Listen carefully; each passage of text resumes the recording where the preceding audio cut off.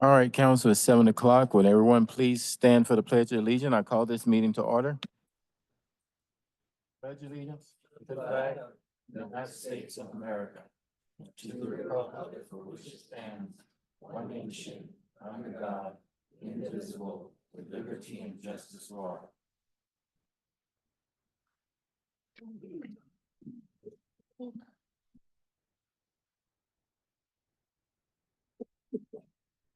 Okay, up next, we have roll call.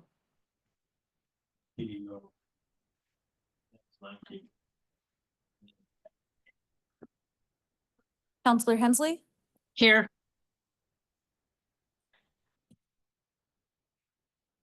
So we got one little technical glitch right here, but she's Okay. here. I could attest to All that. counselors present and a quorum has been declared. Good. That brings us to the next item on the agenda, the agenda approval. Counselor Yanvio, Mayor, I move that we approve the agenda as presented. okay. I second. We have a motion and a second. Do we have any further discussion? If not, please start voting.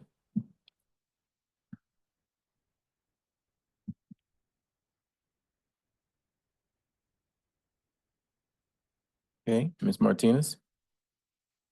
Counselor Hensley? Yes. It's missing two. The motion carried unanimously. Okay, thank you.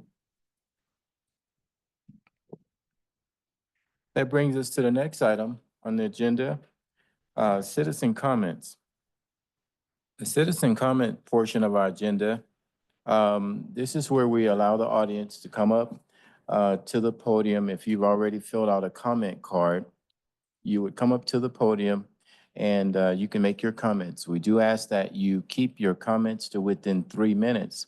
Now, I do have 3 comment cards. We have another item on the agenda that is going to be a public hearing later on in the meeting. If you're here to talk about the issue under item number, let's see here, 2A. If you're here for item number 2A, the public hearing about St. Benedict, this is when you could come up to the podium and make those comments at that time. So if any of you are here for that, you can hold off and you don't have to make your comments unless you really want to under the 3-minute time frame, okay? I do have 3 cards. I'm not for sure if you all were here for the public hearing or just wanted to make your comments during this comments segment. We have Daniel Roach, Lance Cheslock, and Philip Perry. Were you all here for the hearing? Okay. You're here just to talk. Okay. I believe Lance is not. Okay. All right. You're not? So Lance, you can come first. You're welcome. Hey, guys, it's hard to hear back there. When I was sitting back there, it was kind of hard to hear. So It's hard to hear? Okay. So we're talking to the mic. Thank you. Okay, Lance Cheslock, La Puente Home. I'm here to just have a request of the city council in light of the national cessation of AmeriCorps funding. The state of Colorado, overall $400 million was immediately shut off from grants nationwide. Colorado was very deeply affected, as was the San Luis Valley. AmeriCorps members got notices that their service would not be supported after April 25th. That includes 18 AmeriCorps members serving at La Puente and 20 who are with Alpine Achievers. Since the inception of AmeriCorps, I think you kind of know the brand, over 450 incredible individuals completed a full year of service in our community. That doesn't include the Alpine Achievers numbers. And we know some of them, Tim Dillette, remember John Reeser, Dr. Mandel, Aaron Weiland, Aaron Minks. There's so many that have contributed to our community going forward. The program itself, I just think is an amazing program, national service. Individuals come and work for a small stipend that's way less than minimum wage. They give a year of service, working 40 hours a week, sometimes more, to help our community. They receive a small educational stipend to help them with the loans that their student loans going forward. So it's dollars that build their character and their vision, help our community, and it also helps higher ed. The impact of the loss just is going to be, you can't even bring light to what the measurement of what that's going to be. But La Puente, our response is going to be, we're not going to close any programs, but we're going to have to greatly diminish the outcomes that we have, both the quality of the outcomes and the number of the outcomes. That includes all 7 of our programs. We're going to try to ramp up some more community volunteerism, but there's going to be a big gaping hole because 18 individuals, full-time equivalents, plus the 3 leaders there that we're also running that program, that leaves us really short. Every year we serve more than 12, there's more than 12,000 individuals in the San Luis Valley, unduplicated number, that receive at least one of our services. These are the things that are going to be impacted. So what I would ask is, if the city, I know many of you and others and people throughout the city celebrate what AmeriCorps is and stands for, and national service.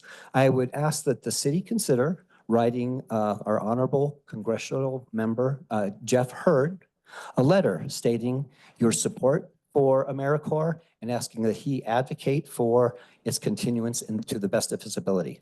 Please consider that as a way of supporting our community and supporting the legacy of national service and the 450 individuals that gave a year of their lives here in Alamosa. Thank you. I did it in 7 seconds with 7 seconds to spare. Thank you. Thank you. Up next, we have Mr. Philip Perry.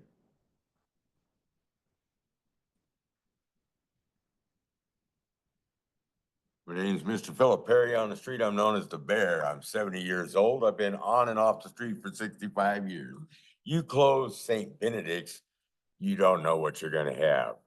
I worked in Eugene and Springfield, Corvallis, a lot of places in Oregon, parts in Arizona. I have talked to the mayor. I've talked to Sergeant Kinshu and also Andy with the parks. There's a way that the homeless can pay you back. As I've let the mayor know and a few others, get a hold of me. You have my phone number. I'll show you how to do it because I've done it there and it's still working. And the community, you don't starve being homeless in Eugene. And in my camps, you're 4 to 6 months out in an apartment because everybody helps. If you don't help, 1 second is all it takes. You heard me last time. I walked into the house, there went to sit down in my chair. There was nothing there but newspaper on the floor. It don't matter. I've lost a job because somebody stole from the job, but I got blamed because I was in charge. Shame on me for not paying attention. That's how quick things can happen to you. You shut it down. You've got a drug problem. Don't shut Benedict's down. Talk to me and I'll show you. I'm an ex-alcoholic and ex-drug addict, and I'm an ex-felon. I'm also a Christian. I'm a Bible school study minister. I've straightened my act around. I'm here to show you and help you. Don't shut me down. La Puente's got a lot to work with. AmeriCorps, I've been all around and they're not too bad either. Just everybody needs to understand it all, just like the government needs work. Everybody needs to help everybody, not turn your back. I'm a vet. What am I to you? Places around here don't even know how to deal with a veteran. They ship you to what is that, Home Lake? That's where I've been getting shipped to. Nobody has given or done anything. And I laugh. I've got letters that are 3 months old that I just finally got. And you know where, Mayor. So I've got 48 seconds. I beat you, Lance. So, all right, you know how to get a hold of me? I'm willing to get this thing so we don't have to shut it down and do it the right way and have it a safe way where you have no more drug problems and no more big problems. Thank you. All right, y'all have a good night. You too. Thank you.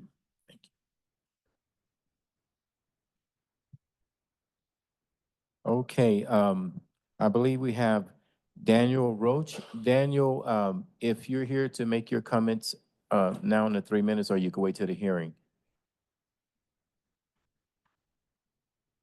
Let me just say, everybody's probably figured this out, but for some reason, the clock is running 10 seconds before it starts and does a beep. So speakers have been ignoring that.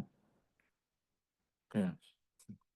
It's good to see all your guys' faces. Jazz and I came into town almost 1 year ago, at the very end of this month.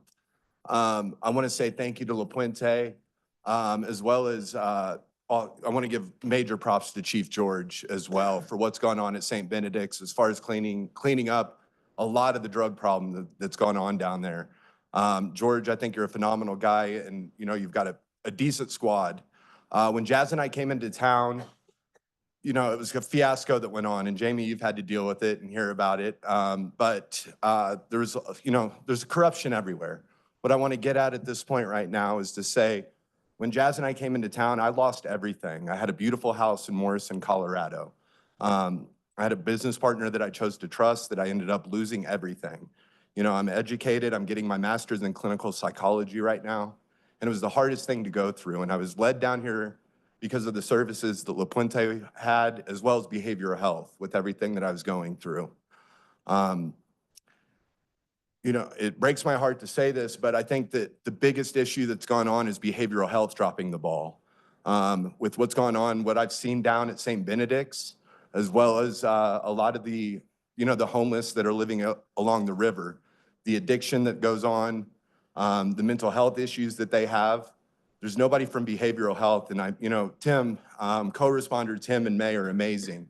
But a lot of people don't want to work with the police department. And honestly, I feel that, I don't know the way that money goes or anything like that with grants or anything like that, but that's where I think that we're dropping the ball is when it comes to behavioral health stepping up. The police are obviously writing tickets for anybody loitering to the homeless. And, those of you guys that know me, I hang out with everybody, including a lot of the homeless.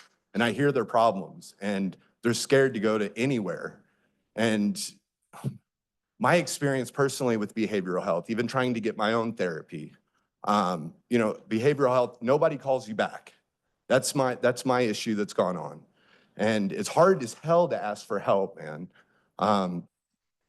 So, something that I just want our community to know from my personal experience, and that's why I decided to go get my master's in clinical psychology, is to try to change this system. But whoever's running that show, honestly, I feel that they need to step it up, whether it be a board of directors, managers, whoever it is. Our community needs help, and especially the homeless community. And what's going on at St. Benedict's has been amazing. The big topic was ripping the Band-Aid off last time that we had this conversation. And God bless you, Chief George, for saying, slowly is probably the best way to go. And right now, I believe there's 12 people down at St. Benedict's. And there's a lot more people that are starting to show up along the rivers, but they need mental health treatment. And I feel that that needs to be the solution. Thank you, guys. Thank you. Okay, I don't have any other comment cards, so I'm just gonna turn it over to staff for follow-up. Here, you might want to check the Oh, online yes, people. I'm sorry. Okay, we have quite a few people on Zoom. You also get an opportunity to make your comments within 3 minutes. So, Ms. Martinez, if you can give them instructions of how to raise their hands so that I could recognize them, so that they'll have opportunity to make their comments. Yes, sir. If you're on the Zoom app and you want to speak for this public hearing, you'll use the raise hand feature in the bottom of your screen. If you're on a telephone, you're gonna dial *9. And I would just offer the reminder that we will be having a separate public hearing later on the agenda related to St. Benedict. Yes, and then during that public hearing, that's when the public can also make comments. All right. Okay, looks like we have one hand raised, Mayor. That Okay. name says Bradley. Okay, Bradley. Yeah, and just for clarification, thank you, Council Carson. We're still on the public comments, and you're still limited to the 3-minute comments. And, Yeah. okay, go ahead, Bradley. Yes, my name's Bradley Bennett. I've grown up in Alamosa all my life. I've I'm now 50 years old. I've dealt with the corruption of this town since I was 6 years old. And watching these guys talk about, oh, St. Benedict's. I I just see the corruption in everything, and the way the police are arresting people, and it seems like just a lot of police misconduct. I've been through all this. They, I, I was came back 5 years ago after I left this town, becoming a better person, job, everything. I had everything. It seems when I come back to this town, everything drags me back to all the same things, going back to jail, being accused of things, having to deal with stuff. And all this because I just started investigating people, and now they're trying to shut down my ability to video stuff. You know, I just the police misconduct and the misconduct of the courtrooms are just I don't know. I just want to say this just really needs a lot of attention. Um, I've dealt with Wazzle and Gonzalez when they were prosecutors and and public defenders. And now they're judges when they didn't do nothing for me back then. I've been falsely imprisoned in this jail recently, even to be caught a viral disease, a viral uh uh pneumonia after being in there. I went to the hospital before, got put in jail. When I got out, I was sick. It seems like I want to say a conspiracy. I might be out of hand what I'm saying. I have a head injury from the police beating me up 5 years ago after I came back to Alamos on police misconduct. They were on an investigation for something else. Apparently, that since I got beat up and they put the case on me, it closed whatever case they were investigating. This does not seem like an investigation to me. I was even just recently, like I said, put in jail, arrested for a restraining order violation on hearsay. No evidence, nothing.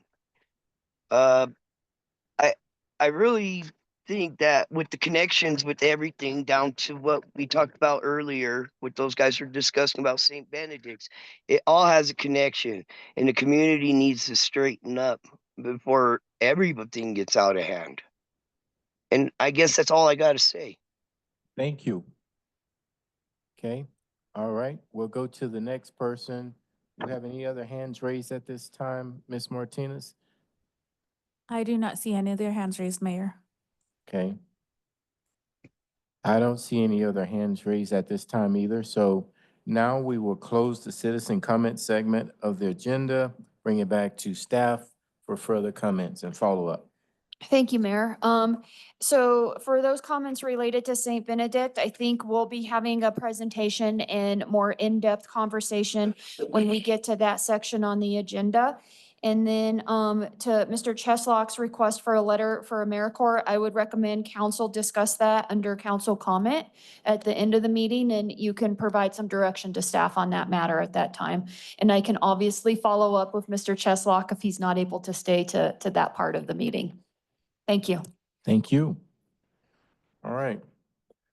That brings us down the agenda to ceremonial items. We have several ceremonial items tonight, and here at Alamosa City Council, what we do is we share in reading the different proclamations. So you're going to probably hear each one of us read a proclamation tonight.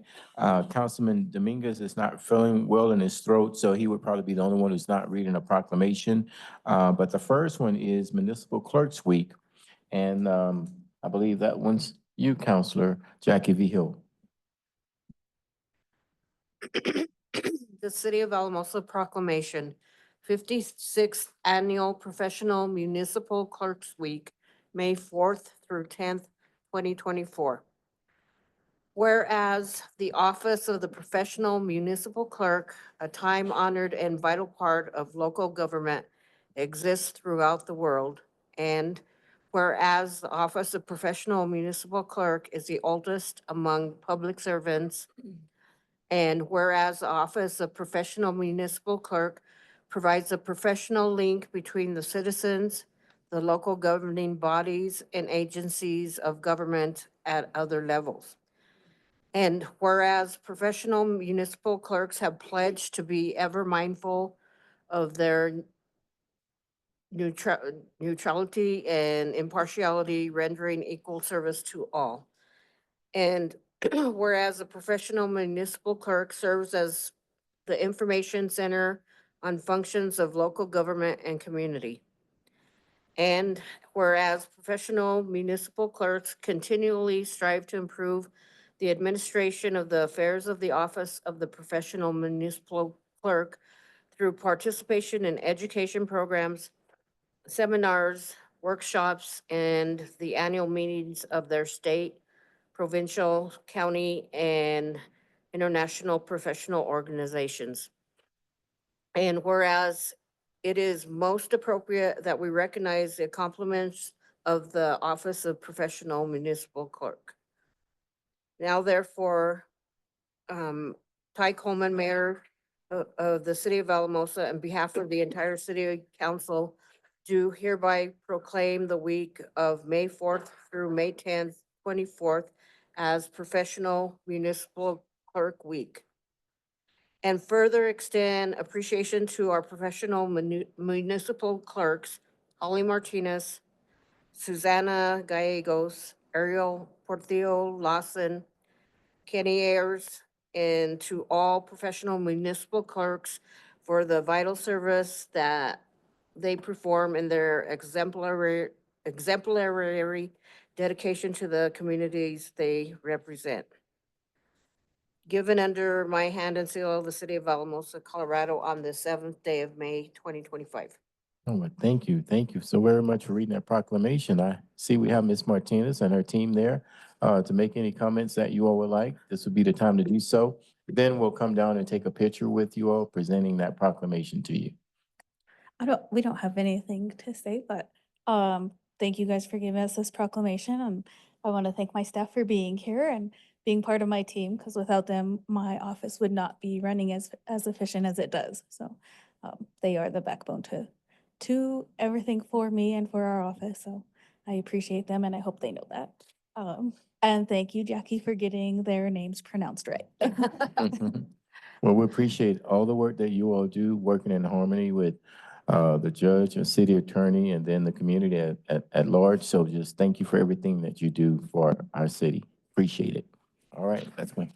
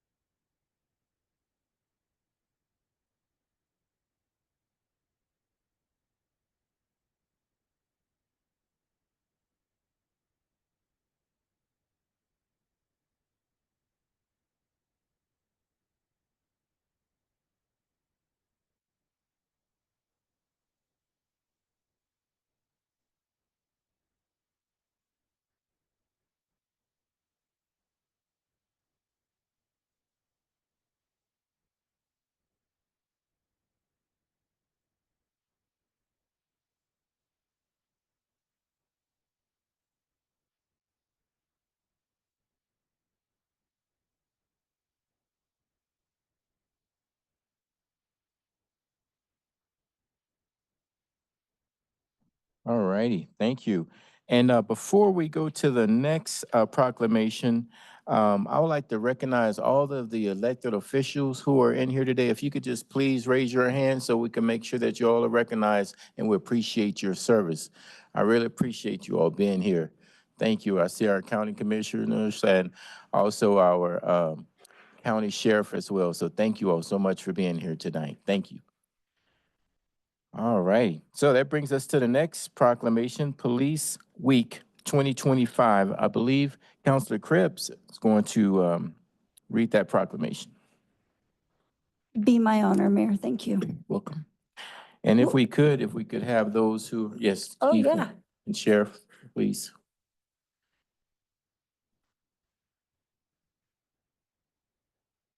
And any other uniformed Yeah, any other one? officers are welcome to come. Good. There you go. Do we have any undercover people that I can't tell? Is that Okay, go ahead. alrighty?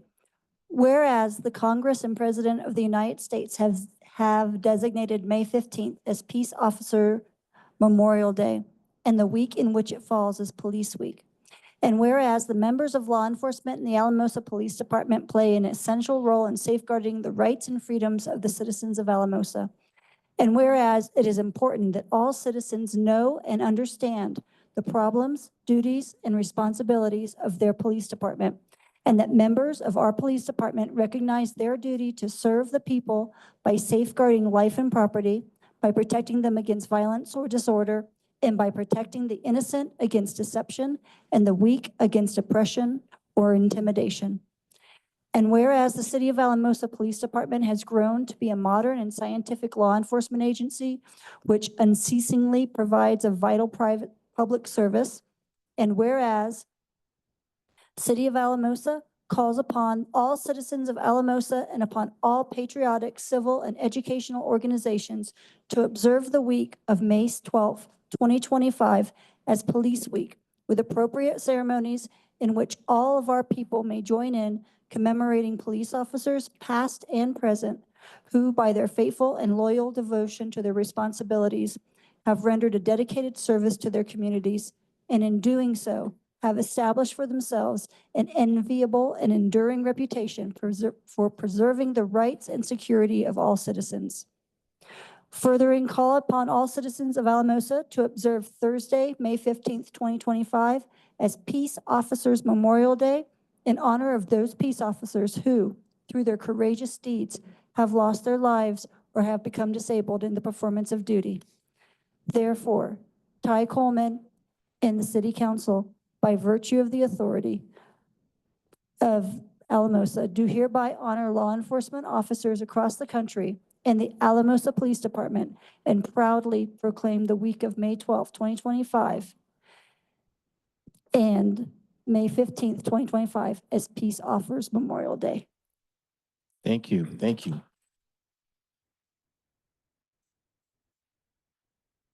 Chief and Sheriff. Yeah, thank you, Mayor and Council, for the recognition. And, you know, this is I've been doing this 37 years and it's the greatest job in the world. That's why I keep doing it. I won't stay retired.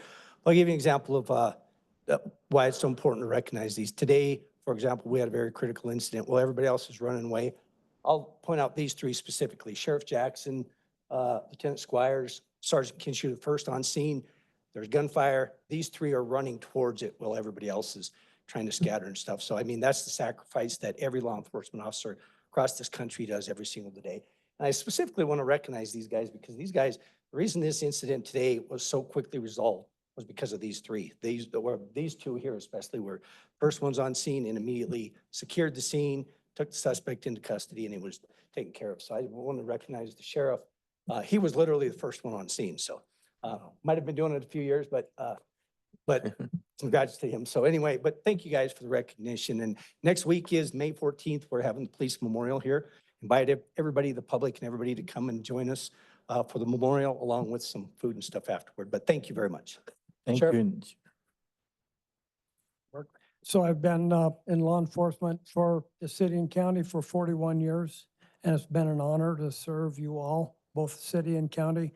And today, I didn't even dare tell my wife what happened today. So these guys are heroes, as far as I'm concerned. Put themselves in grave danger potentially. So kudos to them, and please come to our on the 14th. It's a great thing if you've been there before. We read the names of the fallen. Thank goodness we have not lost an officer in the San Luis Valley since 1973. That's good. Keep up the good work. Thank you, thank you. Did the other two have any comments? No? Okay, well, thank you all so very much. We really appreciate your quick response today and making sure that the community is safe. And you do so much for our community, and we greatly appreciate it. Thank you.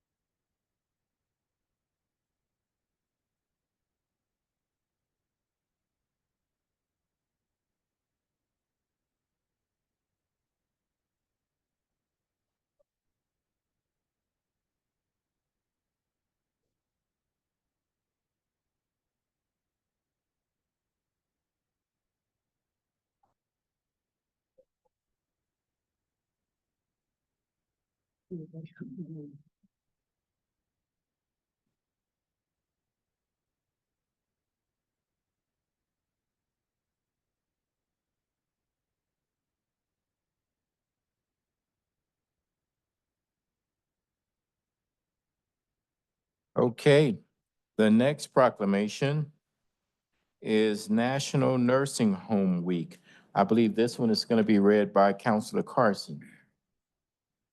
And do we have anyone here who, good, hey, thank you.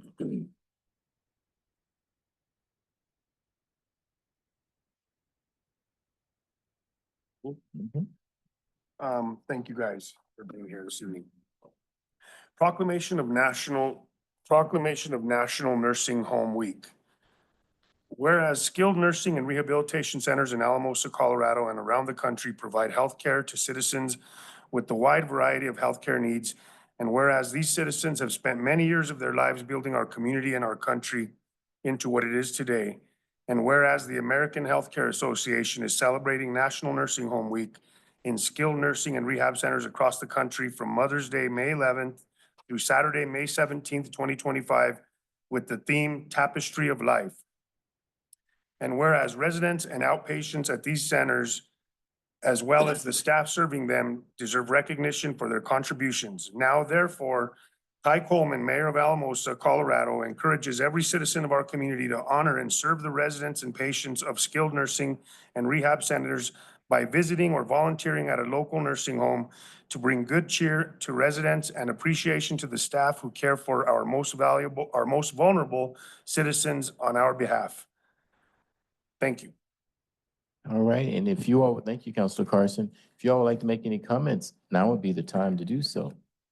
I think, is this on? Yes. So this year's theme, Tapestry of Life, highlights the meaningful stories that make up each person's journey in skilled nursing care. For residents and families to caregivers and staff, everyone adds a unique thread that is woven into a vibrant tapestry. This theme celebrates the connections, resilience, and the strength that unite us all. So Thank you. And we'll have several different celebrations every day next week, and you guys are always welcome to come in and visit anytime you want. we'll make sure to do that. And thank you for what you're doing in our community for the people you serve. Really appreciate you. We'll come down and present you with that.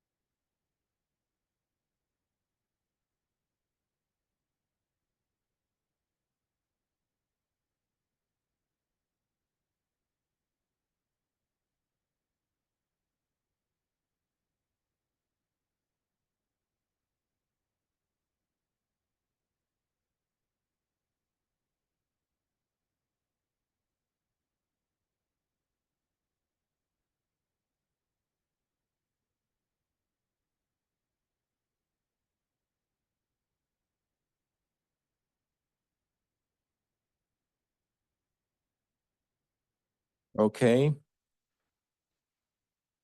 The next proclamation is going to be the proclamation for Historic Preservation Month. And Councilor Jan Vigil will be reading this one because he's on that committee.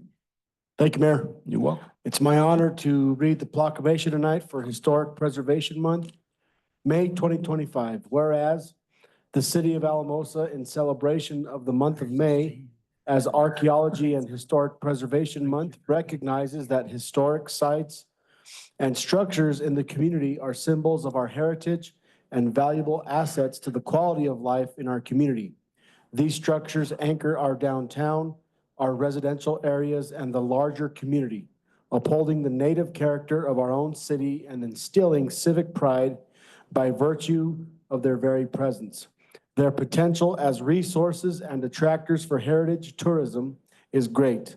The events, businesses, and experiences these sites have hosted connect us to one another and form a vital part of the fabric of our community. And whereas Alamosa's many historic structures represent a diversity of economic and architectural trends that are integral to the past and future development of this great community, founded 134 years ago. The city is actively engaged in recognizing these emblems of our heritage through the Alamosa Historic Registry.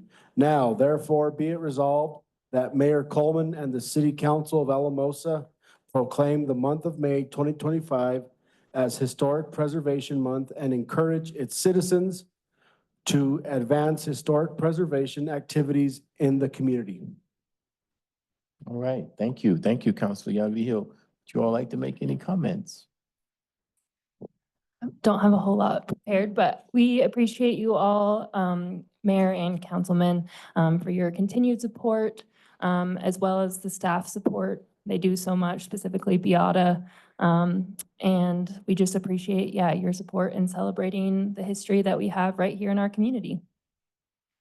All right, well, thank you. We're going to come down and present that to you.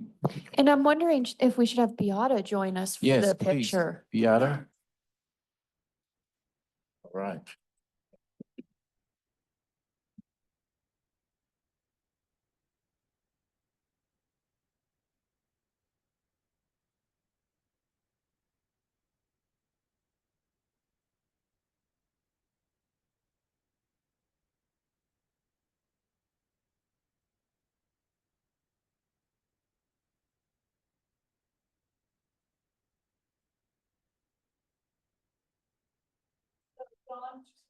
Okay, so that works. There we go. 1, 2, 3.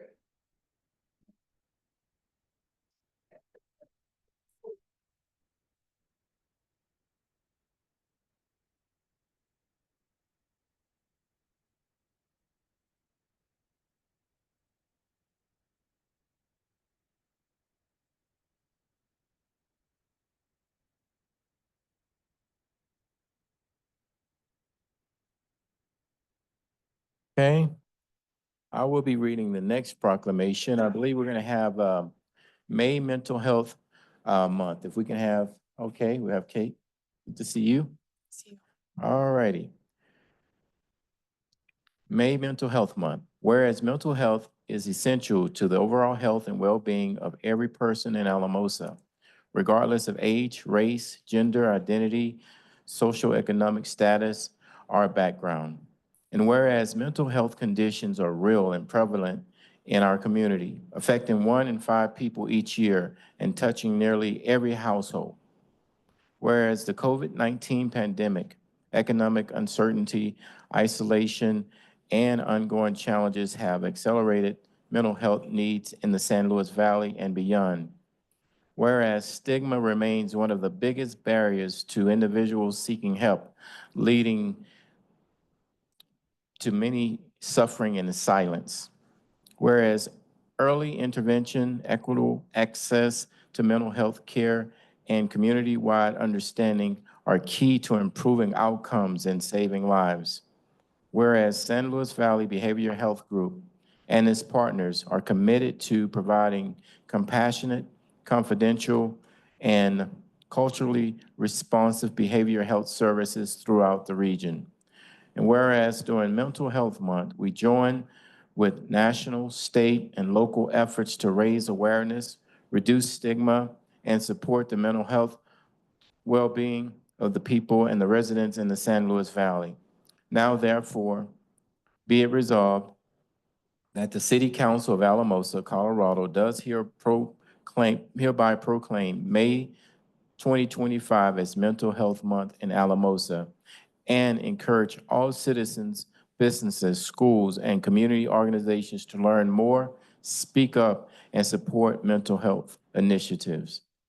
Thank you. Thank you. So, Kate, we're going to let you make your comments, and then we'll come down and present this to you. Thank you, Mayor, and good evening, council members, community members. My name is Kate Martinez, and I'm here representing San Luis Valley Behavioral Health Group to acknowledge May as Mental Health Awareness Month. Our agency has been working hard to reduce stigma, increase awareness, and foster connection across the San Luis Valley. This month, we're hosting several events, including some Chalk the Walks at ASU, TSJC, Evergreen Nursing Home, and the Boys and Girls Club. And our new Mindful Walk and Talk series, where we will have some of our clinicians available for low barrier, community-centered ways to just open dialogue about mental health, encourage self-care, and make support more visible and accessible. I do want to briefly just acknowledge some of the concerns that were raised earlier tonight. I hear the frustration, and I won't pretend that everything has gone perfectly. What I can say is that we would care deeply and are working every day to connect people with the support that they need. That includes individuals experiencing homelessness, and we're committed to continued collaboration and accountability moving forward. Mental health is interconnected with housing, safety, and community well-being, and we all want better outcomes. And I believe that we will get there together by working together and with humility, urgency, and heart. I want to thank you all for the opportunity to speak and for recognizing the importance of this month and the importance of mental health in our shared community. So thank you all again. Thank you so very much, Kate. And we'll come down and present this to you.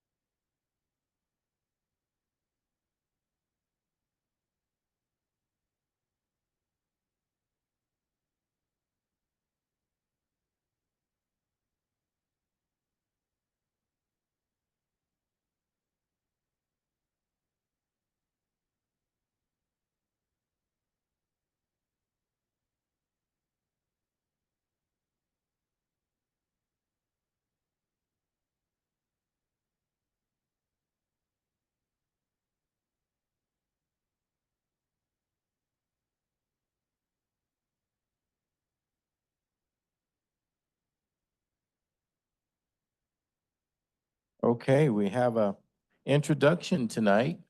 Who's going to be doing the introduction? I know who's being introduced, but I just want to know who's going to do the introduction. I'll do the introduction. So Lexi has been working with us for a while. I guess we wanted to make sure she'd keep coming back before we did the introductions. We're really excited to have Lexi. She is a local individual. She also graduated from ASU. She did an internship in the city clerk's office where she was instrumental on working with our central filing system and then also being cross-trained on some of the municipal court aspects of that office. And then she left because she needed a full-time job and went to SLV Health. But when we had an opening, we were able to attract her back to the city. So we were very, very excited. She provides critical support for both myself, the economic development, human resources, and special projects. And she is the backbone for Eric's office as the city prosecutor.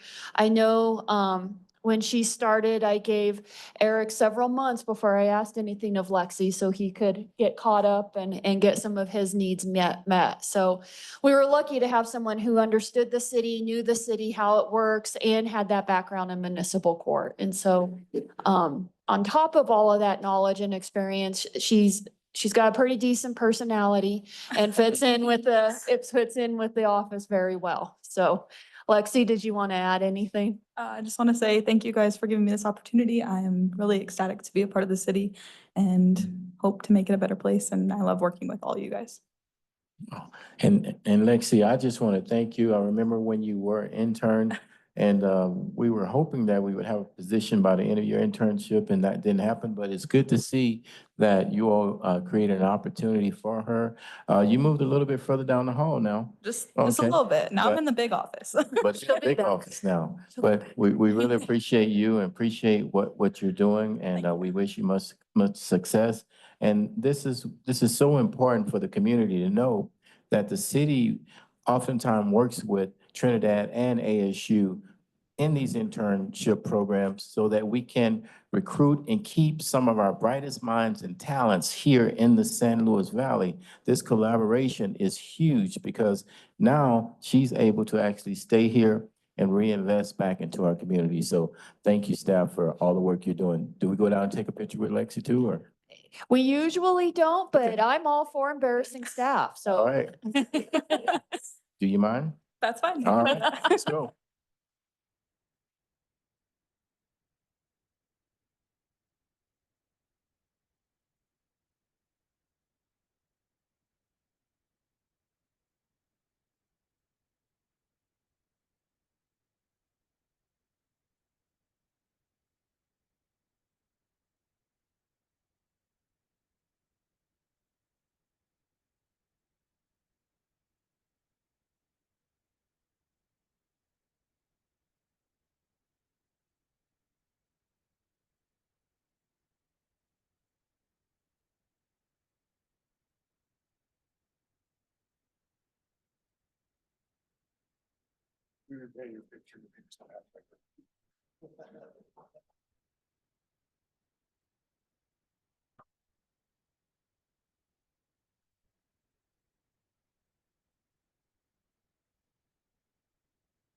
Okay, council. We're gonna move on down the agenda to the consent calendar A. Councilor Yon V. Hill. Mayor, I move that we approve consent calendar A. I'll second. We have a motion, a second. Do we have any further discussion? If not, please start voting.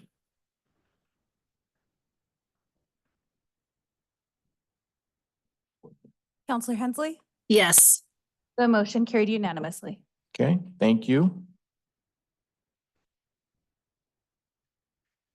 That brings us to the next item on the agenda, under regular business, brought forward by city staff, Parks and Recreation, a public hearing and second reading of ordinance number 10, 2025, an ordinance prohibiting lone guns at all City of Alamosa parks, trails, open space, and recreational facilities. I believe that's going to be our city attorney.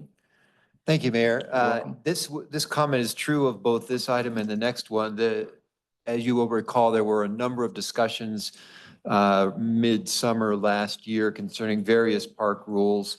And one of the ones that caused some more in-depth study was a proposal concerning regulation of firearms in city parks and facilities, which resulted in a work session out of which came this particular ordinance for prohibition of long guns in city parks, trails, open space, and other facilities. We kind of went through that on first reading, and so unless council has any questions of me, I think we're ready to open up the public hearing. Okay, so what we'll do is we'll open up the public hearing for the second reading of ordinance number 10, 2025, an ordinance prohibiting lone guns at all City of Alamosa parks, trails, open space, and recreational facilities. If you're here to make any comments during this public hearing, now would be the time to come up to the microphone and make your comments. Okay, I don't see anyone coming up to the microphone, so we'll turn it over to our Zoom participants. And Ms. Martinez, if you can give them instructions of how they can raise their hand to be recognized. Yes, sir. If you're on the Zoom app and you want to speak for this public hearing, you'll use the raise hand feature in the bottom of your screen. If you're on a telephone, you're going to dial *9. Okay, Mayor, I don't see anyone raising their hand. Okay, I don't see any hands raised either, Ms. Martinez. So we'll go ahead and close the public hearing, and I'll turn it back over to council. Councilor Yon V. Hill. Mayor, I move that we approve on second reading ordinance number 10-2025. I'll second that. Okay, we have a motion, a second. Any further discussion? Okay, not, please start voting. Counselor Hensley? Yes. The motion carried unanimously. Thank you. That brings us to the next item on the agenda. Public hearing and second reading for ordinance number 11, 2025, an ordinance authorizing the Director of Parks and Recreation to promulgate rules in all parks, trails, open space, and recreational facilities. It's going to be our city attorney. Again, thank you, Mayor. This ordinance number 11 came out of the same set of discussions last summer concerning park rules and regulations. This particular ordinance is designed to streamline what the charter envisions as council promulgating rules to govern park facilities. And that's just a cumbersome way to do things. This delegates from council to the Parks and Rec Director the ability to establish regulations for everyday usage of the city's recreational and park facilities, reserving to council the issues of alcohol, drugs, and firearms, but otherwise delegating that day-to-day operations of city recreational and parks facilities to the Parks and Rec Director for promulgation of appropriate rules. Unless council has questions for me, I think this one's ready for public hearing as well. Thank you so very much. So now at this time, I open up a public hearing. The second reading of ordinance number 11-2025, an ordinance authorizing the Director of Parks and Recreation to promulgate rules in all parks, trails, open space, and recreational facilities. If we have anyone here in the audience who would like to speak up during this public hearing, please come up to the podium. Okay. I don't see anyone in the audience coming up to the podium, so we'll go to the Zoom participants. For those of you on Zoom, if you would use the raise your hand feature on your screen to raise your hand to be recognized, now would be the time to make your comments in this public hearing. Okay, Ms. Martinez, I don't see any hands raised. Do you? I do not, Mayor. Okay, so I will now close the public hearing and bring it back to council for further action. Councilor Yon. Mayor, I move that we approve on second reading ordinance number 11-2025. I second. We have a motion, a second. Any further discussion? Okay, please start voting. Counselor Hensley? Yes. The motion carried unanimously. Thank you, council. That brings us to the next item under City Manager Legal. The public hearing and motion to determine whether the city of Alamosa keeps St. Benedict and providing direction on any changes in the campsite if the campsite is kept. I believe that's going to be you, Ms. Yes, thank you. Thank you, Mayor. So I do have a presentation that was created by both staff and the Homeless Coalition. Some of this information we've kept as a reminder of what was presented last August, so you can see a comparison on how it relates to the information and what we've been tracking since then.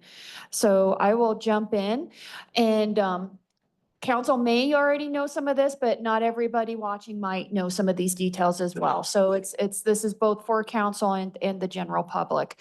We created St. Benedict in 2020 in large part in response to COVID and the 2018 Ninth Circuit decision on Martin v. Boyes. It has one location for potable water. It has one location for electricity, which has since been removed. There's trash receptacles, porta-johns, and Wi-Fi. There is fencing and security cameras. At one point, we did have huts, but those have been removed.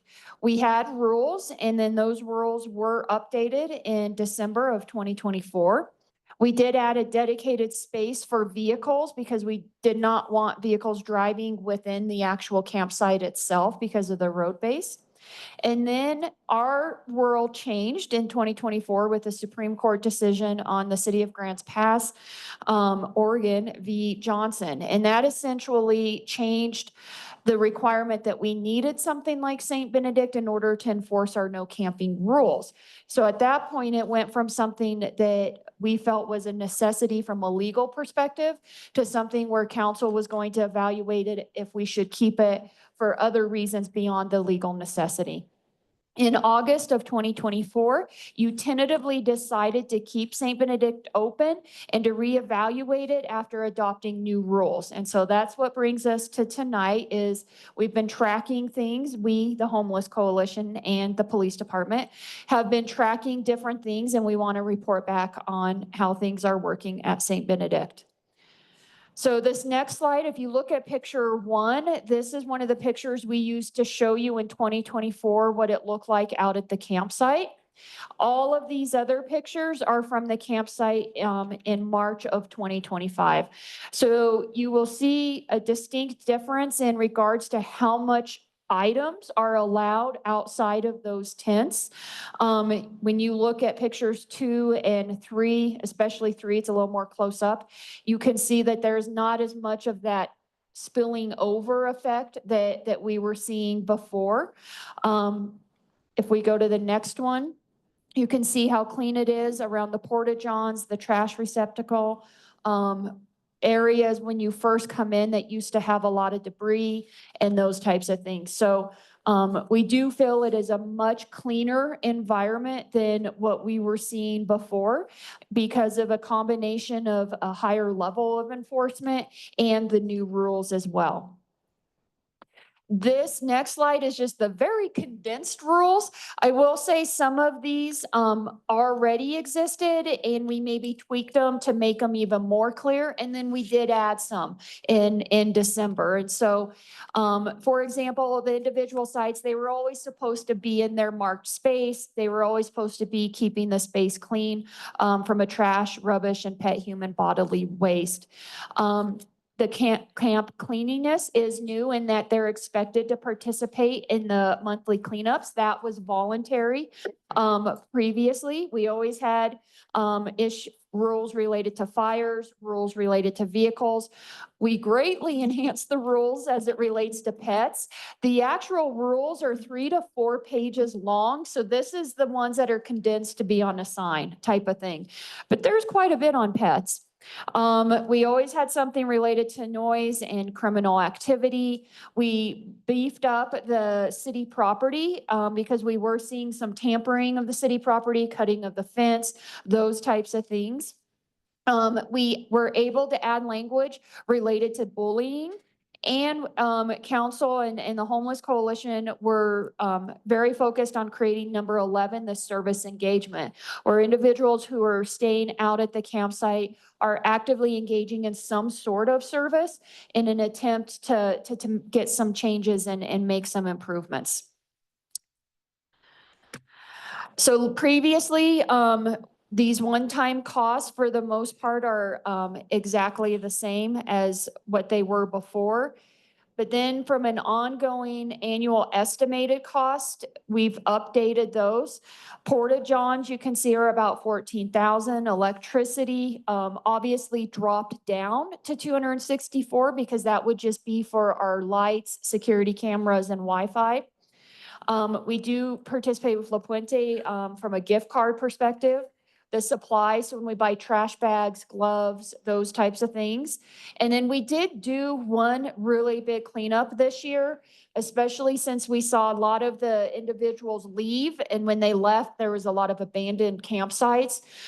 So this one really helped it get in there, get everything cleaned, and then almost start from new on how clean we were keeping it going forward.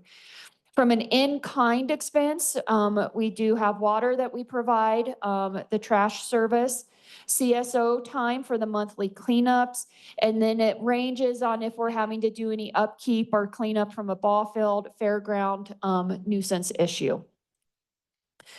From an overall experience, the left column is what we reported to you back in August. At that time, we had around 100 residents. There was increased nuisance and criminal behavior for the industrial park properties. We had abandoned sites and trash, continual manipulation and abuse of the electrical system, continual damage to fencing, damage to porta-johns. That took a lot of staff time to address these issues. However, we also felt it was a central location for providers to engage with the population, that it could decrease camping in other areas of the community, and that it could decrease loitering behavior for electrical and Wi-Fi. What we are seeing now is a more prominent reduction of nuisance and criminal behavior for the industrial park properties. Every single one of them reported that the conditions are better. Some of this might be because we are only around 10 to 14 people instead of 100. Some of it also might be that when we're enforcing the rules, we have individuals out there now that may not be as likely to create nuisances as what we had before. So it's probably a combination of enforcement and the number of individuals that we have. Now, just because there's a reduction in the nuisance and the criminal behavior that the industrial properties are seeing, they are split on if they would want it to stay there or not. So I want to make sure I'm very clear with that. There is still some trash, there are still some needles, and there are still some things that might be getting stolen. So it's not as if that has completely gone away, but it has gotten better. For the other half, they probably would be okay if it stays. One maybe even joked that they thought maybe it had been closed because that's how big of a difference it was. So there is a spectrum of how the industrial park properties feel. We still do have people cutting the fence. As I indicated, we are as of April 29th, we had about 14 current residents. We knew some of them, though, would be getting ready to leave, and one was in jail. So as we trespass, we're doing a better job of tracking why individuals are trespassed. And so we wanted to provide that information to City Council. 5 were for drug-related crimes, 5 for cleanliness of the campsite, 3 for harboring someone who's been trespassed, 2 for failure to register a dog, and 1 for a weapon violation. We have had 0 overdoses. I will caution you that this is a number we have to be careful of looking too much into, because we did have a bit of an adjustment period of making sure we're not trespassing just because someone overdoses. And we want to make sure individuals are not calling for help because of an overdose because they fear that they might be trespassed. So we need to be careful with putting too much weight on this 0 overdoses. We also need to take a look at doing a better job of tracking on the enforcement of participation in services and the monthly cleanups. And so that is an area, as we're looking at how we're doing on enforcing the rules, we need to have some continued conversations to make sure that we're meeting the expectation on those 2 rules. Information provided from La Puente on other things that we've been tracking. We didn't want to just track some of the negative stuff. We also wanted to track maybe some positive outcomes. One of those is obviously how this might tie into housing outcomes. So since October of 2024, and we've been using October because that's really when we saw a big change in the enforcement out at St. Benedict, and then the new rules occurred in December. But we already started seeing some of the big changes with increased enforcement in October. So we've had 8 individuals, 5 unique households that moved out of St. Benedict into housing. Now, housing in this situation does include couch hopping when it's lasting more than 3 months. There is another 13 individuals, 11 unique households that moved out of St. Benedict into the shelter. So there is some movement going from St. Benedict into some different housing situations. La Puente also surveyed 9 residents and asked these 3 different questions. So we felt it was important for you to have kind of a feeling of what's coming from a resident perspective for those who are staying at St. Benedict. The first one is, do you feel safe at St. Benedict? 8 responded yes. 1 responded that it is getting better. The second question is, do you have any suggestions about the rules? 8 responded no. The same 8, I am assuming, responded no on the third question too. We had 1 providing qualitative information. So on suggestions for rules, the 1 person responded no drugs, and to stay, they must pass the drug test. The third question was, do you have any complaints or suggestions about St. Benedict? And the 1 qualitative response was needing more trash and bathroom facilities and more police presence. From a fire experience, again, back in August, we had been responding to 20 2 total calls since the time we opened St. Benedict. So that's about an average of 8.8 a year. 17 of those were for fire suppression. It ranged from simple cooking fires to an actual explosion type of situation. So we were seeing some pretty serious things, especially related to the huts, which is part of the reason why we did remove those. Currently, from a fire experience, our city department has responded to 2 calls between August to December, and they were both very small fires, and there have been no calls for service in 2025. From a police experience perspective, you can see what was presented to you before. We were averaging about 17.25 calls a month. That is now down to about 4.14 calls a month. So there's a big drop there from a number of calls perspective. We had about 13 assaults per year is what we were averaging. And as of right now, we are at 0 assaults. We were at about 3 violent sexual assault, domestic violence a year. Thus far, we are at 0. We had 4 unattended deaths, so that was about 1 a year. And at this point, we are at 0 unattended deaths. You can see the numbers that were being trespassed before compared to the numbers being trespassed since October. We were concerned about an established hierarchy and some bullying that was going on, and there were significant environmental concerns. We no longer have the same concerns from a bullying perspective, and we no longer have the same concerns from an environmental issue. Code enforcement has been extremely proactive in addressing the issues when they come up. And police feel that this serves as a resource for officers to assist the unsheltered with a legal place to stay, and that they feel the cleanliness has significantly improved. From an enforcement perspective, the police recommendation is to keep the campsite.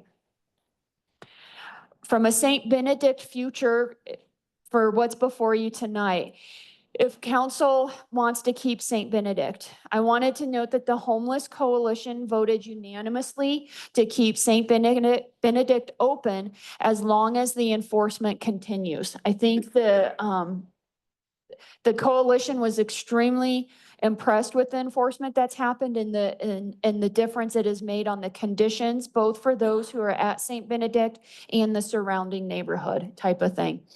I also want to take this opportunity to mention that we have several Homeless Coalition members in the audience and on the Zoom, and they have really taken this extremely seriously and really had serious conversations on what the rules should be, if there should be changes, how things are working, what we need to track. And so this information is really a product of their work and the police department. If council does want to keep the campsite, there's some questions you may want to think about and that I've been asked over the last several months. Do you want to put spend $5,000 to put the electricity back? Staff's opinion is no. It has been nice not to see people messing with the electricity and having to deal with that. Another question is, does council want to make it smaller or change where camping can occur? Staff opinion is no. I think both from shrinking it from a physical perspective, I think if you keep it, we still need to see how this campsite evolves before we make changes like that actually cost money. We could see some ebbs and flows in the population. The other thing is sometimes individuals who are staying out there may have PTSD. They may have issues with others staying out there. And by having the space, it means they can separate themselves from individuals they do not think they should be around. The other question I got as far as the size is, well, what if we had individuals just not camping along that shared fence that's next to the industrial park? I will tell you from working with the police department and our CSOs, that would be an extremely hard thing to enforce.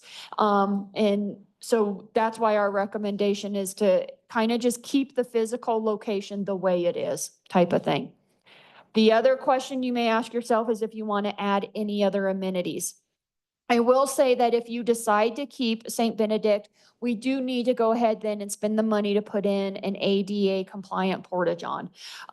So that would be an additional cost of about $2,500 to $3,000. The other thing, if you decide you want to keep St. Benedict, is this is the opportunity to talk about if you want to change any of the rules. I will tell you that we talked about that from a homeless coalition perspective.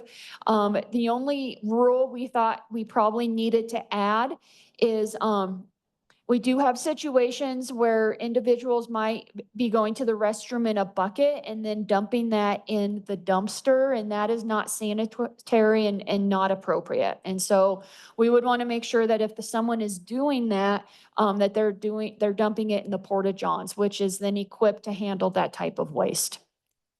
If council does decide to close St. Benedict, we just want to make sure we do that with our eyes wide open. We could receive pressure to add police officers in order to stay on top of enforcing camping ban when we have individuals that might be scattered in other areas. I always like to take this opportunity to address sometimes what we hear of rumors in the community, especially when it comes to misinformation. So the city does not bus, nor do we advertise to bring any homeless individual to town. The opposite is true. We actually pay for bus tickets for anyone who wishes to leave the city. And you can see the breakdown of what we have spent per year to purchase bus tickets and how many bus tickets we have purchased. So since October 1st of 2024, we have purchased 54 tickets between January 2024 through October 2024, 27, and then before that, 70 tickets. The city absolutely does not make money from having homeless individuals in Alamosa. Those experiencing homelessness oftentimes can create expenses in social services, behavioral health needs, substance use, healthcare providers, especially the emergency room, nonprofit, law enforcement, court services, and jail services. The city cannot stop people from coming to Alamosa, and we cannot force people to leave Alamosa. The city also cannot stop most of the loitering that you see on city property, except for limitations as it relates to sexually violent predators. Council did in 2024 adopt the prohibition of sitting or lying on public rights of way. So we did tighten that up a little bit, but legally that's the extent of what the city's authority is. The city cannot force people to utilize treatment or stop certain behaviors. I can tell you this is the most frustrating fact for anyone who is working with individuals that you realize probably need certain types of services, but if they're not at a point in their life to accept that, we can't force them. And so it's a very hard situation. St. Benedict was not created to end homelessness. We sometimes get criticized about the lack of amenities that are out there. This is not a tool that's going to solve homelessness. This is a tool that allowed us to enforce our no camping ordinances. It's a tool that allows us to have one location where individuals and service providers can come and engage with the homeless population, and to have clean water, trash, porta-johns, those types of things. But solving homelessness requires a lot more than having a campsite. You need housing, substance use, mental health, jobs. There's a lot that goes into ending homelessness, not a campsite. And we cannot put people in jail for failure to pay court fees and fines. The last slide presentation I have for you to set the record straight is a lot of times I feel individuals either feel that everyone here is from the valley, or we have those that feel that none of our homeless are from the valley, and neither are right because it's almost split. And so when we look at the numbers that La Puente has been collecting, if we look at just since October of 2024, Street Outreach has worked with 130 homeless individuals. 60% of these individuals have either lived here since birth or they were stably housed for at least 3 years before becoming homeless. Conversely, about 40% came here for different reasons. Now, of those 52 individuals, 32 were homeless when they came to the valley. That means the other ones became homeless after coming here. So that breakdown of the 52, 3 came because they thought it would be easier to find housing. I think if you read the paper of what it's like on the Front Range, that may not be a shock, that housing perception could be people think it's easier to find it here. 16 came to be with friends, family, and could not stay with them once they ended up here. 12, it's unknown why they came. 7 came looking for work. 5 purchased or had planned to purchase land to live on, and that did not work out. 8 had stable residence somewhere else, but when they somehow became stranded here. And then 1 was born here, moved away, but then came back. So this is the information we prepared for you from a staff and homeless coalition perspective. Mayor, I'll turn it back over to you to open up a public hearing. Thank you so much for this very detailed information and update, Ms. Sanchez. I really appreciate that.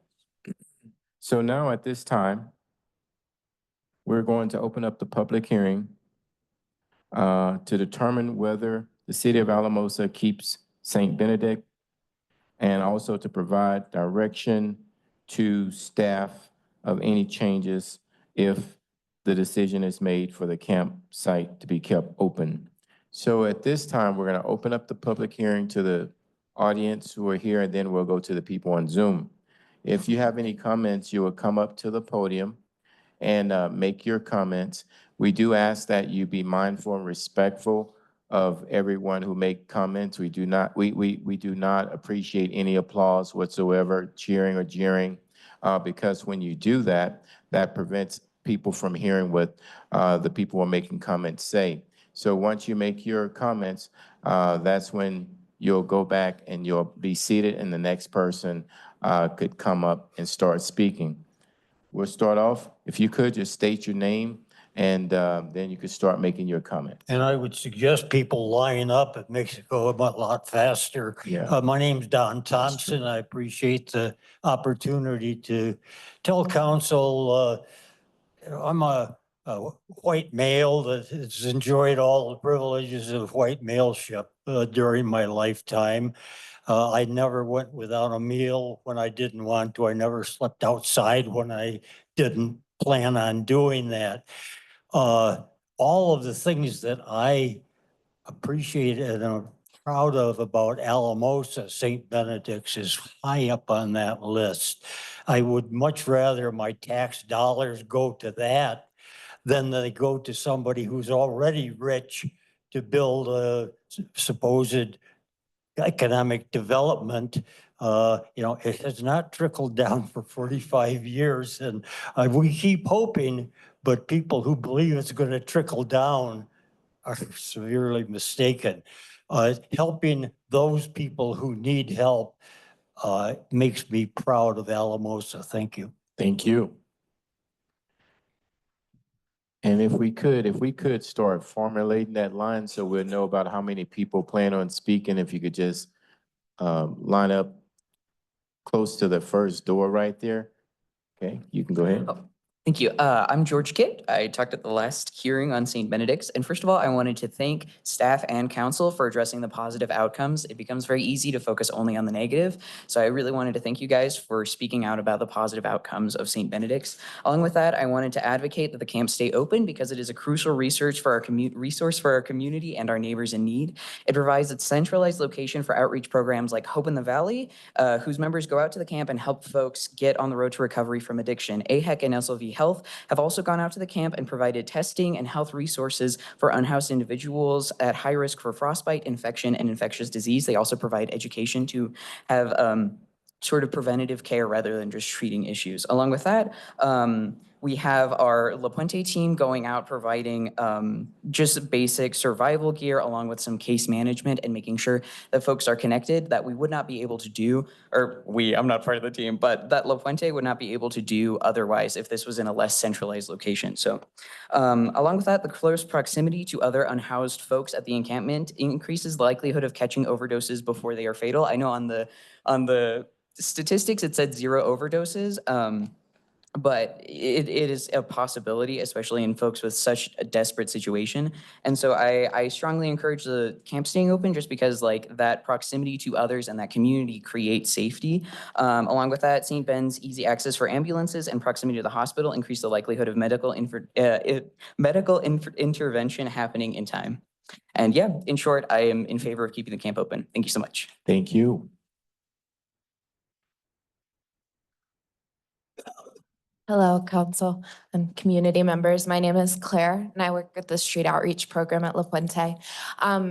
Usually when people have found themselves in situations where they're seeking out these survival resources, tents, sleeping bags, anything to stay warm through the night, that's what they come to our office and seek our assistance. I will say that there are a number of individuals that have really benefited from having this space when you have found yourselves in a situation where you have nowhere else to go. You deserve to have an allotment of space with these necessities, having restrooms, potable water, even a community around you where in the event that you are using and potentially have put yourself in a dangerous situation, you're surrounded by people that may be able to intervene in that sort of situation. But all of this to say that this space that you guys have allotted for our community members that are experiencing homelessness, it is a need. And regardless of, any sort of opposing opinions or, how things may change or be altered, the space is needed, and it is something that our individuals experiencing homelessness deserve to have. So thank you. Thank you.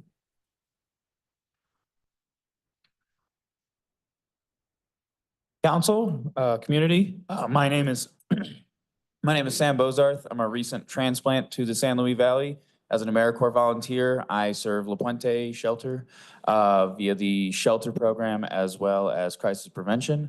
Every day I am confronted with the homelessness issue. Myself, I'll give a brief background.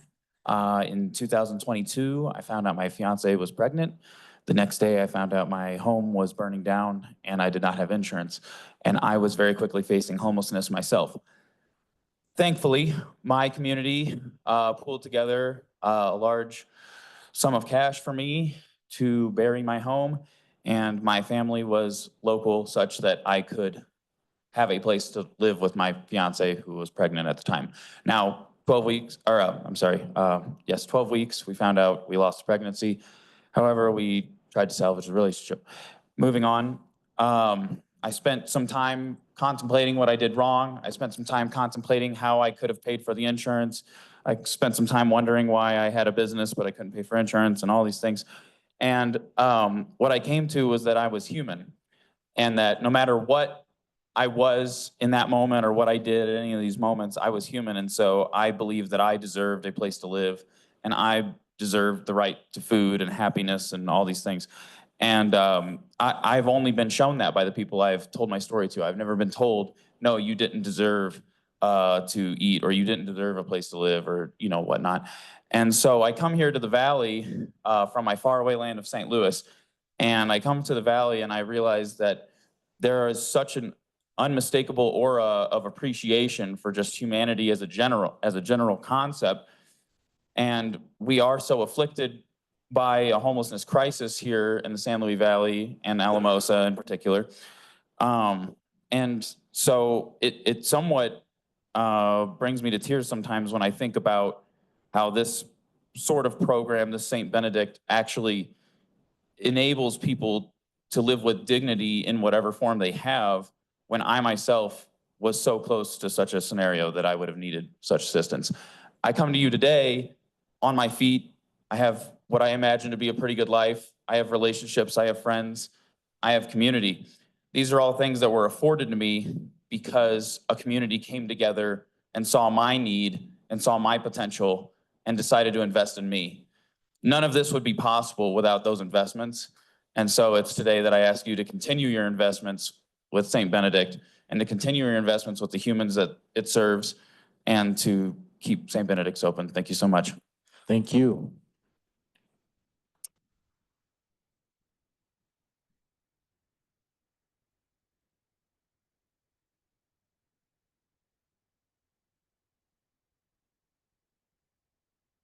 Mayor and council, thank you for this opportunity to have this public hearing regarding St. Benedict's.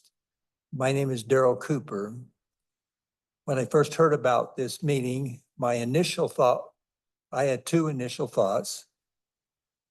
Close the camp, and City Council, we have elected you, make the decision.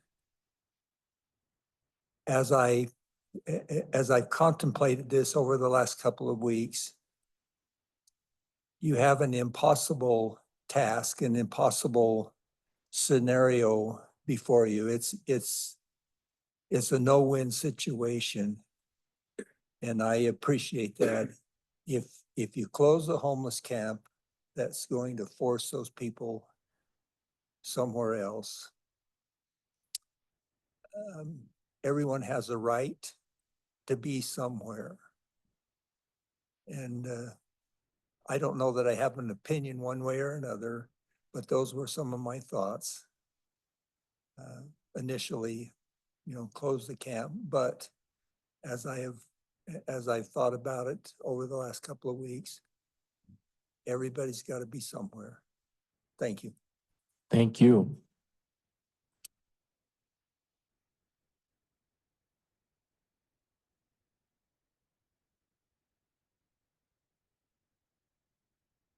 Mayor Coleman, council members, ladies and gentlemen, thank you for the privilege to be here. It's an honor to stand here. God give us a right to speak our mind. He give us a right to tell people what we think, and he give us an awesome country. I come here with a different idea that I'm gonna give you right now. From talking to some pretty influential people that have made a huge difference. I represent the Alamosa School District in the bus garage. We've experienced a little over $15,000 worth of damage to our buses, our buildings. I found needles, I found broken in buses, they've stolen first aid kits, they've stolen fire extinguishers, I could go on and on. I've had to shut the outside power off to keep them from charging their equipment, which in turn, we don't charge our buses up or plug our buses up in the wintertime. That's taking money out of our kids' pocket. Okay, I totally understand the position you're in. After speaking with our law enforcement today, I throwed my script away because I believe they are making a difference. I have seen a decrease in the amount of foot traffic through the bus garage.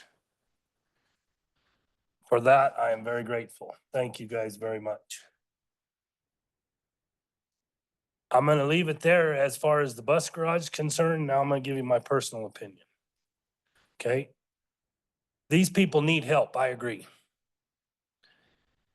Can we do that? And can we keep our industrial partners around there safe and happy? I think maybe we can work together to do that. Can we stand here and afford to continue to put out money as individuals? I don't think we can continue to go down that road. So I'm willing to work with them. I'm willing to help. And thank God I live in the United States of America that we can have this conversation and we can respect each other. And I'm speaking to myself right now. I'm biting my tongue here tonight because I seen something that I never believed I would see in this San Luis Valley, but that's a whole different issue. We'll talk about that later, but thank you guys for listening. Heather, thank you for reaching out to me. I probably should have brought the script just so you could see it, but we're gonna throw it away. I just want what's best for the valley, but I'm gonna leave you with my last thought. I do not believe in a handout. I believe in a hand up. I do not believe that we can coddle drug dealers and drug users. I do not believe that at all. We need to help them, but we cannot give them the facility or the means or the ways to continue their bad habits. Thank you guys very much. Thank you. Good evening. Good evening, council. Good evening. Good evening, Mayor Coleman, councilmen, and committee members. Just here to advocate for St. Ben's for it to stay open. I know it's a good place to get started. I know it's a place where a lot of agencies, services are provided, and we do try our best to encourage resource use, and hopefully we can help people change. I know that people can change and people are changing. I know a situation out there where there is a homeless individual, but is getting training and getting work and getting on his feet. So I think it's a good place to get started. Thank you for considering keeping the camp open. Thank you. Thank you. Good evening, Mr. Mayor, members of the council, members of the community. My name is Jamie Kearns. I'm the office head for the public defender here in Alamosa, and I'm speaking on behalf of keeping St. Benedict open. I was struck here, I was here in August when we had our first meeting, and I was struck here tonight listening to Heather's presentation about the things that are going right and the things that may still need to change, that this is exactly how government is supposed to work. When you all opened St. Benedict in 2020, there was a plan. There were problems. We came together as a community. We talked about those problems. You proposed solutions, and now it looks like that's working. And it just seems like that's exactly what we're here to do. I do recognize what some folks have said, that there's still problems, and certainly, right, the population that lives there at St. Benedict have imperfect lives, to say the least. And so there are going to be things that don't work perfectly there. But I have no doubt that if St. Benedict is kept open, that we'll be able to do this in the future if need be, and make changes or suggestions or look at how things are running.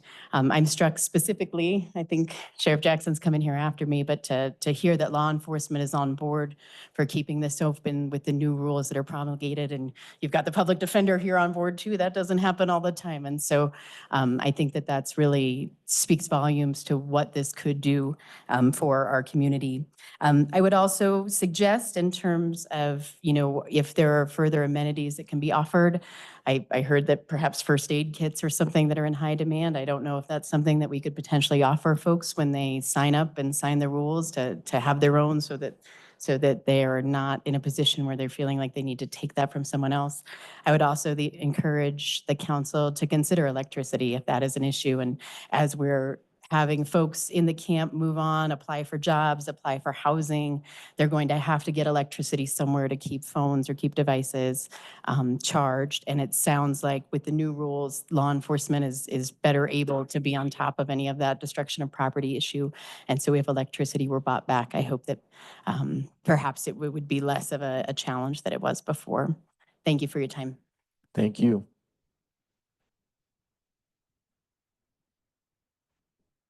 So good evening. Thank you for having this. As you all know, I'm Robert Jackson. I'm the Alamosa County Sheriff. I would encourage you to leave the camp open. And I also will bite my tongue. We walked the river dike on both sides of the river today.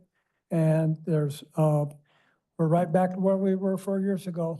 They're building that back up. It is terrible out there. It's a public health issue. We saw at least 8 camps that we could see. And we talked to individuals. Some of the individuals wanted to appeal their termination from St. Benedict's and wanted to get back in. So there's that. There's at least 3 people that we contacted that would like to get back, that maybe, could appeal that process. But the private properties out on both sides of the river are trashed again. And you've got about 5 big pieces of property out there, and I'm surprised that the property owners aren't here tonight. It smells bad. It's a public health issue. Huge camps out there. You're pushing all those people. If you close the camp, you're going to push more out there. And I don't know. We have written 16 trespass summonses out there recently. Now they're petty offenses, so nothing will happen until they fail to appear. Then they're going to end up in my jail. That's the cycle. That's how it goes. Now they're working on probably going to get restraining orders on those individuals, which will put them in my jail for a violation of restraining order. So please keep that camp open. Try to work with the people that are out there that want to come back if they can. I'm not going to ask you to change the rules. I got it. But it's not fair to the private property owners that are out there and the people that live out on the east side.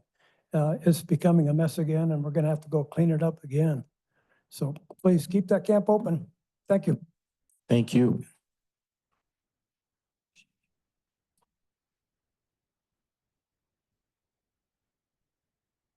I agree with the folks that talked about having the opportunity to speak. It's it's a great community, great country. You know, I came in 1989, and I went to city council meetings way back then, and throughout the years. You know, the things really started to turn about 10 years ago, in my opinion. The vision to start a homeless coalition and what it has culminated in their involvement, engagement. Thank you. The vision to get co-responders, like I didn't even know what that was. And they show up, and we've had such great, they are such good partners and such wonderful people and such a great vision for being out there. That vision, thank you. And you know, law enforcement's proactive role. Our officers care about the individuals. You can see their heart in terms of what they think and the relationships that they reach. They have to make hard decisions, but they are folks that are really working hard on this, and I'm so proud to see that. Another change that I've been seeing is years back, it was more the homeless. One person did something, and then it was always the homeless are doing this one thing.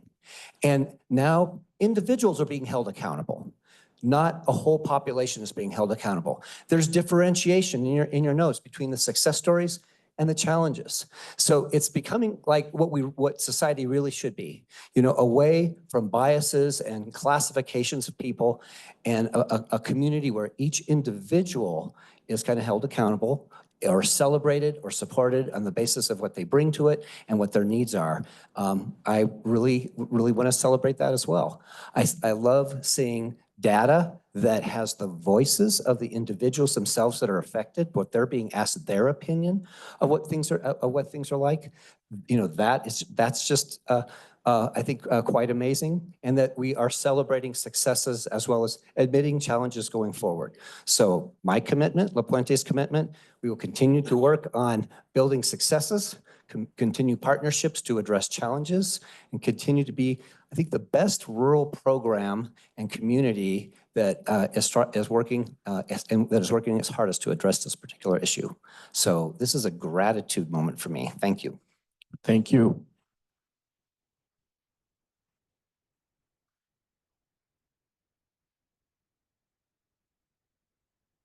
Good evening, everybody. Ruthie Brown. And closing the homeless camp won't do anything, but I don't think we can believe that if we only have 12 people, that there's still not 100 homeless people in the valley. As Robert said, they've moved out to the county, and I hope we take into consideration that maybe part of the burden we had in Alamosa, the city of Alamosa, is now in the county, and that the city, I hope, is certainly sharing costs on cleanup or whatever we have to do out there. But more than that, I think what I hate about and I'm not even going to say homeless, it may just be thugs in Alamosa that have made us change our way of living. We can't use the bathrooms at Safeway without going to the office and saying, "Teacher, may I go to the bathroom?" I look, of course, at shrubs and planters that have been cut down and can no longer be planted in beautifying our town because of the homeless and/or the thugs. I look at what Andy and the Parks Department put up with every single damn day with the bathrooms. And I think we need to figure out that problem, whether we put cameras in, not in the bathrooms, but people going in and out. Because the other day I had a lady come to me and she was so mad because they wanted to use a park and play pickleball, her and her friend, my age, and then they had to go to the bathroom. 10:30 in the morning, and the bathrooms were locked. And for whatever reason, the homeless vandalized or what have you, but they had to open their damn car doors and pee in a parking lot. Now, it didn't used to be that way, and we need to figure out that kind of thing, that our standard of living, I know what I've had to do at my store, you know, extra security cameras, move fences, put up more fences to keep the homeless or thugs, drug users, obviously, because we find needles. You know, I've had to, and it worked, put some rotten fish juice in an area, and then we put coyote urine in there, and then some fox urine, and finally, they're not destroying my back lot. And so Anthony at the tire shop also doesn't have to clean up this crap every day. But whoever these folks are, we need to hold them accountable as people in our community. I would like to hear more about what this gentleman was suggesting, a program where incorporate them and build some pride and involve them in the community, working in the parks or whatever, but closing the camp isn't going to do anything. And the rules are, I think, great, and I don't think any more amenities. I don't want to pay for any more amenities as a taxpayer. We certainly, as a community, need an ADA porta-john. The ADA porta-john should have been there for the last 4 years, but I would urge you not to close it. And I would also, we can talk about behavior health, but I can tell you what I see at the Green Spot every single day. It's not people that I know. It's not people that I've seen in 25 years walking back and forth in front of my building. It's people from, I don't know where the heck they come from. And many seem to be mentally ill. And, you know, I call for wellness checks all the time with the police department if someone, you know, I feel is going to be in danger or hurt someone. But I'd really like to know more from behavior health on what they are doing, because I hear you call in to make an appointment and they can see you in 2 or 3 weeks. Maybe that's not true, maybe it is, but we need to do better, I think, for the mentally ill in our community. Thank you. Thank you. Okay, I don't see anyone else standing up, so this is the last call for the audience who are here. If you would like to make any comments during this public hearing, now would be the time to come to the mic. If I don't see anyone come up to the mic, I will then go to the Zoom participants, allow them to speak, and then we'll turn it back over to council. We won't be coming back to the audience.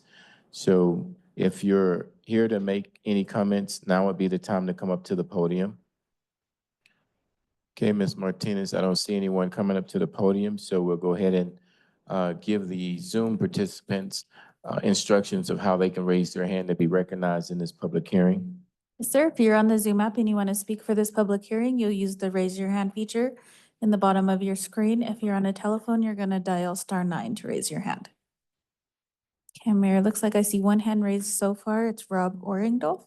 Okay, Rob, if you could, go ahead. Rob, I believe you're muted. There you go. Okay, just a question. You know, if St. Benedict's opened or closed, my understanding is that these people can still camp. You know, they can't camp on private property, but you know, where I live, we live next to the wilderness, So can those people camp in the wilderness? It's not private property. You know, can we still call the police and, you know, have them taken, you know, off of this, you know, the wilderness area, which again is not private property. You know, and just in closing, you know, I think that Benedict's, as St. Benedict's has been a real plus for, you know, for the city. I was on the homeless coalition for the first 3 years and did a lot of work. Looks like a lot of more work has been done. But anyway, I do have that question, and I don't know if Heather can answer it or if it can be answered tonight, but that is a question that I have. Thank you, Rob. So what we're gonna do is we're gonna take questions and then we're gonna turn it back over to our city manager and our attorney to answer those questions. So your question, they will respond to it shortly. So please stay on Zoom. Okay. See a Samsung. So I'm not for sure who is this with their hand raised up is saying Samsung SM. So if you have your hand raised, please start speaking now. Yes, hi, this is Rowena Martinez. Okay. Hi, Ms. Martinez. I'm not sure why it's not showing. I just want to say that I believe you guys should really consider to keeping it open because a lot of these folks don't have anywhere else to go. And like I said, in the last time that I did attend the meeting in person, you know, it's hard for everyone, and everyone faces difficult times in every situation. And we just need to be patient and keep our doors open and help when we can, whenever we can. And I know it's hard, but we just can't turn people away. And, you know, because one day it could be us. It could be your brother, your sister, your cousin that's out there and needs that.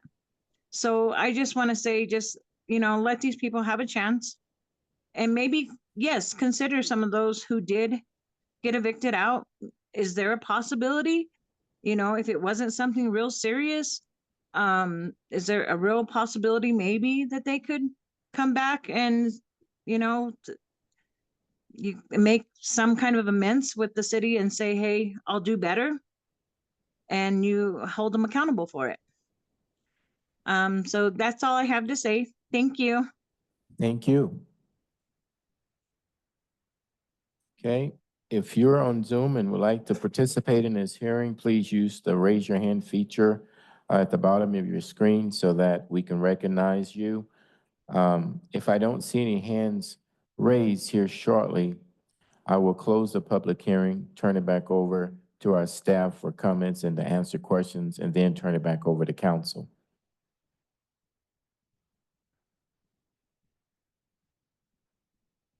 Ms. Martinez, I believe I've given ample time for people to raise their hand, and I don't see any hands raised. I agree, Mayor, and I don't see any hands raised either. Okay, so I am going to close the public hearing, bring it back to staff for follow-up as well as to answer the question. Thank you, Mayor.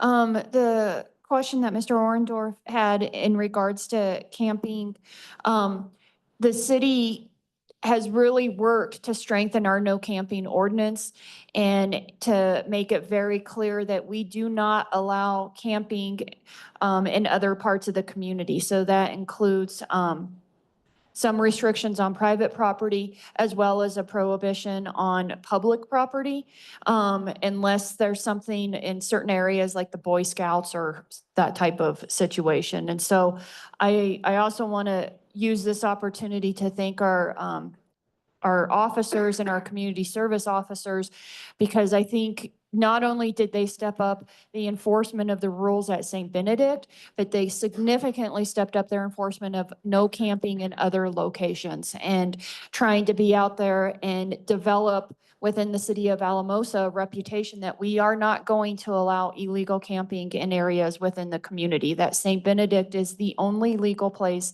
that camping can occur. Thank you. Go ahead, yes. Also, just a brief follow-up on the sheriff's comment about people wanting to be readmitted after having been trespassed, and Ms. Martinez as well. The chief will correct me if I'm wrong, but we have actually, the police department has processed a couple of those requests. And police department being as they are, I believe they've even developed a policy as to how to address those requests. So that is an issue that, that is currently being addressed. As well as if they are allowed to stay beyond the 6 months up to the year cap. And so obviously each individual would be assessed based on certain criteria as far as what their behavior has been, if they were trespassed, why, if they've been making changes, if that behavior won't exist again, those types of things. Okay.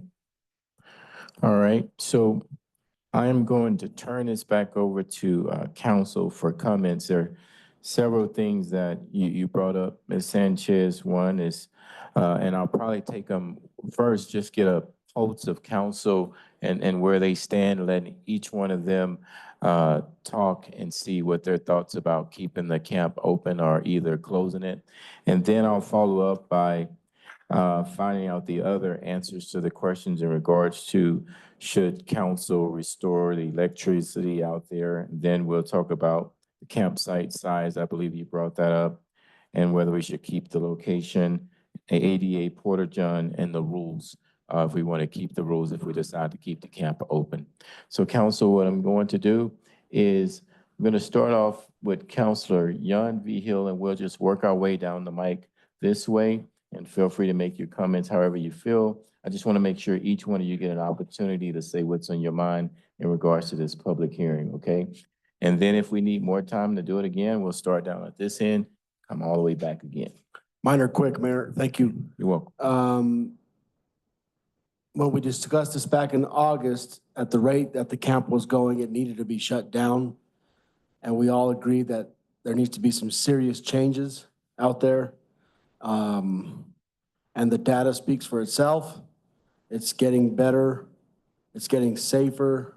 There's still a lot of work to be done out there yet. I'm glad to hear from the school district that he's feeling a little bit more safe out there, and he said in his own words, it's getting better. I appreciate that. So my vote is to keep it open. And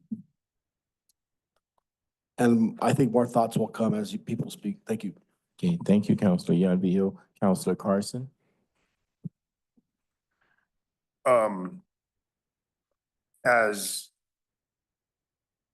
As big of a topic as this is, I mean, you know, in general, I should have a lot more to say, but I don't, because the fact is we're in a lose-lose, you know, situation. At this point today, the camp is doing what it was intended to do since inception. 6 months ago, it was not. So I think the need is to keep it open. I still wholeheartedly believe from my own personal life experience that enabling's enabling and a handout is a handout. It's not, you know, you gotta work, you gotta get up and take care of yourself. You know, we had a guy come in that night and say, you know, you gotta make people uncomfortable. But again, I don't think we really have a choice as a council, and so I hope people understand that. I don't think police have a choice, as you know, we just can't take it. We need somewhere to send people, and that's the only legal spot we got in town.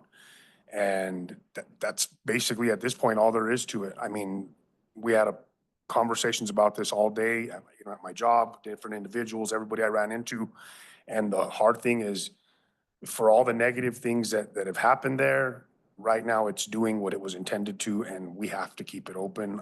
And you know, it's easy to say we want to shut it down, and the people in that neighborhood, I live just up the street from there, they're deeply affected by it.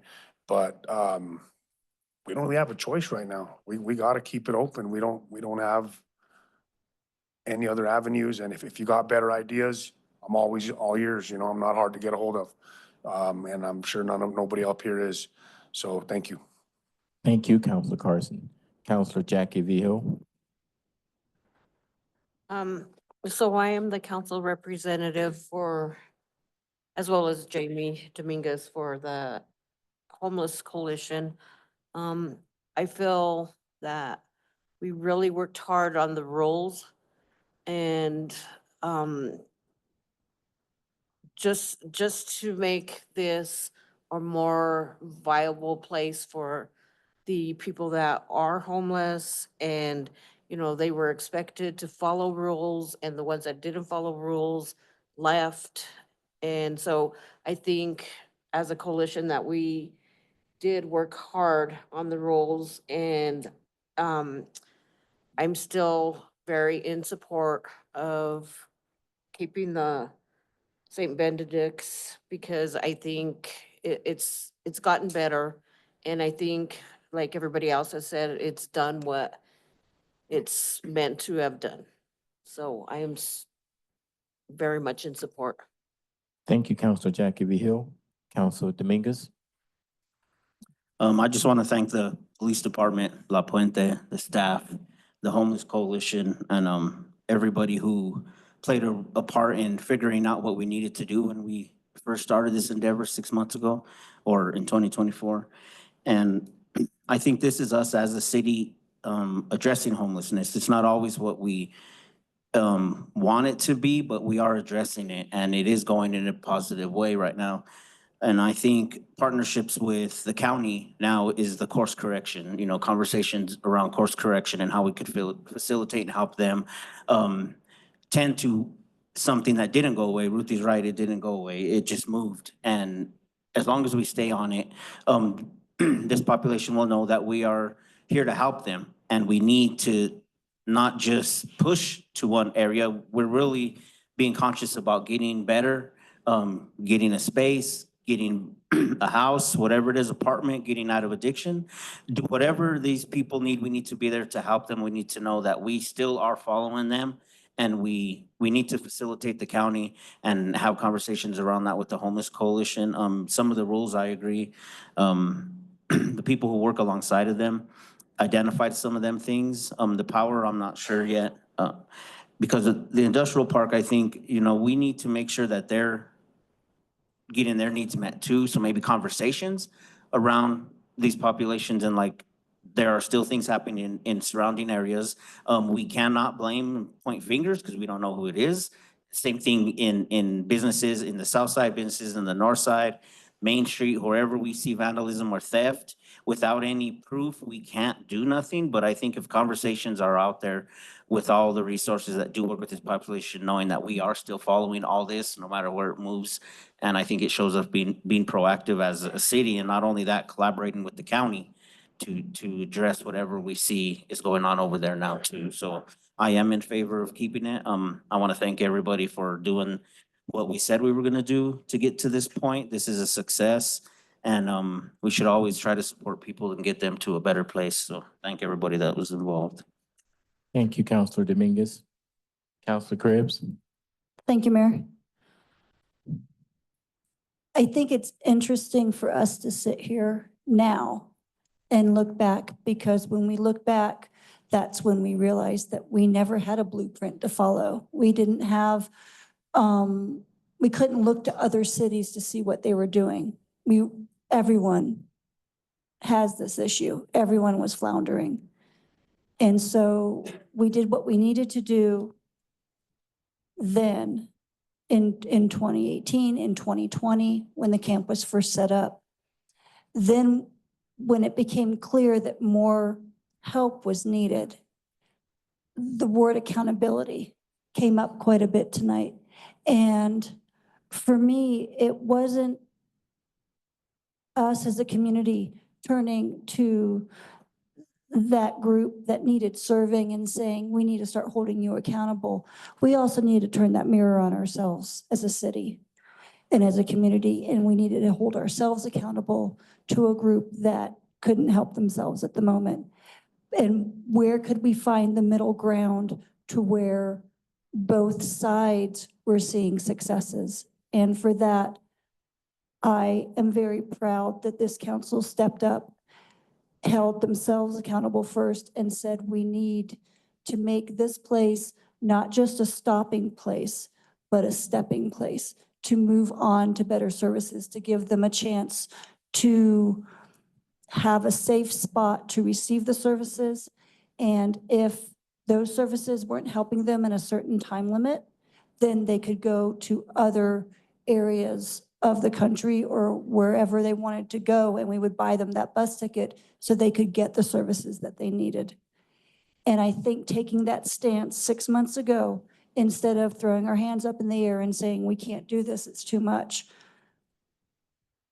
proved with the statistics that we saw and the data that we saw today that it is working when we held ourselves accountable first, and we held and law enforcement stepped up. And thank you so much for all your hard work with that, because that was turning a very big tide. And I appreciate the law enforcement for standing with us on that. But for us taking that first step, I think we saw the residents of that community also take a step in a good direction. And I am very proud of the work that we have done with this. And I am all for 100% keeping this camp open. Thank you. Thank you, Councilor Krebs. Councilor Hensley, I see your hand is raised. You're on Zoom. Awesome. So basically everybody has said everything. So I don't really have a whole lot more to add. I do support keeping it open. I also agree not to bring the electricity back. I support keeping the rules. I also support the fact of no more dumping the waste, human waste into the dumpster. I think those are the areas. So I just wanted to chime in to my thoughts on everything. Thank you, Councilor Hensley.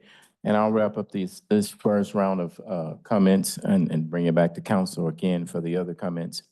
Several months ago, when we were in this council chambers, it seems like we had a real serious burden on our hands. I had several concerns. One of my concerns was public safety.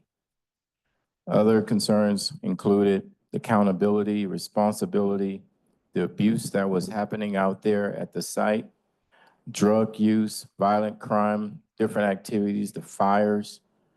I was on the verge of just saying, shut the whole thing down.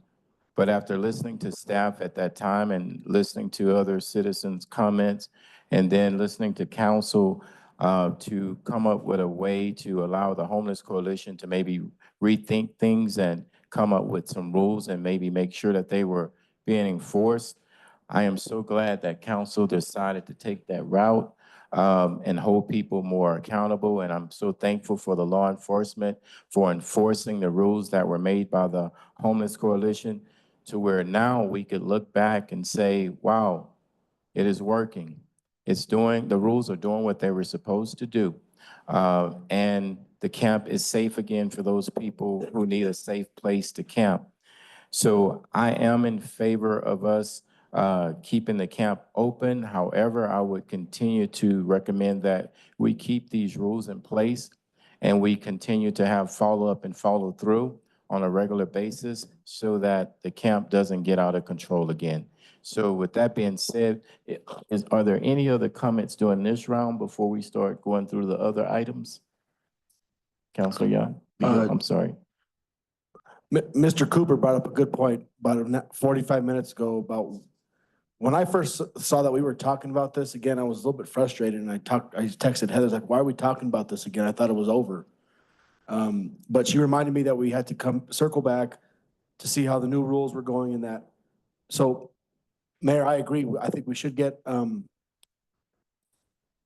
updates about how are things up there, but no more coming back. Are we gonna keep it open or close it? Like, it's open, there's rules there, and let's get updates on the rules. And the updates out there.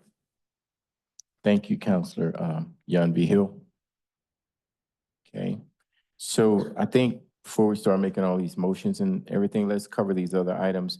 The electricity is like $5,000 to get it reconnected. How many of you would be entertain a thought of either not keeping keeping it like it is, no electricity out there, or do you all feel the city should invest $5,000, keeping in mind that the last time we invested in the camp, they destroyed the items that were out there? Councilor Krebs? Mayor, I am for not doing the electricity. We took it away for a reason. We made the rules stronger. Those that live out there stepped up to the plate and they haven't needed it to this point. And there's other outlets for them to access electricity. Thank you. Okay. So what I'll do is I'm just trying to get a pulse. I'll just keep going down the road. Okay, Counselor Dominguez? Same? Okay. Same. Okay, Counselor? Yeah, same? Okay, all right. So when we get ready to make this motion in a minute, we'll include that. The other question, I believe it was the campsite size. Is that what you said? So does council want to make any changes to the design and physical nature of the campsite? I say just leave it how it is. Leave it how it is? Yeah. Everyone's feeling the same way? Leave it like it is, okay? Mayor, if you want, I got the list in front of me if you want me to walk you through it. No, we're good. You're good? Yeah. Okay, you go. I think that's what they just said. All right, thank you though. Thank you. Okay, ADA Porter John. Now that may generate some discussion right now. How are you all feeling about the ADA? That's not a question. We have to put Oh, it in. If okay. we're keeping it, we have to put it in. Okay, so good. Everybody's good with that, right? All right. And then the last note I believe we have are the rules. Should we keep the same rules or should we change any of the rules? How do you all feel about the rules right now? Mayor, I believe, Councilor Hensley brought up a point and it was, also brought up about the human waste. And I think if we can add a rule about the proper disposal of certain hazardous waste, that would be appreciated. Okay. I agree. Okay, thank you. So staff, did we address all of the concerns that you mentioned? So when we create this motion, There was only one other prompt and that's all it was to try to help you because like this is the time to think through it if you want to make changes. So the only other prompt we had is if you wanted to add any other amenities. Staff nor the Homeless Coalition had any recommendation to add any other amenities. okay, are you Counselor? Yes, I'll start off with Counselor Carson and Counselor Young Behill. This isn't something that I think we need to add as a city, but because it was brought up, I think it's a good idea. And I think from a partner perspective, we should figure this out is something as simple as a first aid kit when they're signing up to keep anything we can do to deter them from breaking into these industrial park businesses or anywhere else for basic necessities. But again, I'm not stating that the city should pay for that. I'm not at all going there. What I'm saying is that through these collaborations and partner programs, I think it's something that's not that difficult. So I think we should be able to pull that off, but it's just something that we really do need to address. So I made a note of that to bring back to the Homeless Coalition. thank you. Okay, Mayor, I'm gonna go ahead with the motion. all right, you're brave. Because Go ahead. Everything that they've asked, the only change really is addressing the fecal matter. So I move that we keep St. Benedict's open as is, same rules. No electricity, just the way it is. And put language in the rules about disposing of fecal matter. Is that good? I Good- second. Good motion? Okay. We have a motion, a second. Any further discussion? If not, please start voting. Counselor Hensley? Yes. The motion carried unanimously. Okay, thank you. Thank you, council. That brings us to the next item on the agenda, motion authorizing sponsorship of $5,000 to 6 entities in varying amounts of money detailed in the council communication. And Mayor, I don't mean to take us back, I promise, but seeing that I'm still seeing Honeycutt in the audience. I had sent a list out. There is still several follow-up items that we as the city want to partner with the industrial park properties on, looking at security cameras, signage, the fire burn area, continuing with the trash and those kinds of conversations. And so that's also something that's still on the list to do from a partnership perspective. And with that, I'll move forward to the agenda item you just opened up.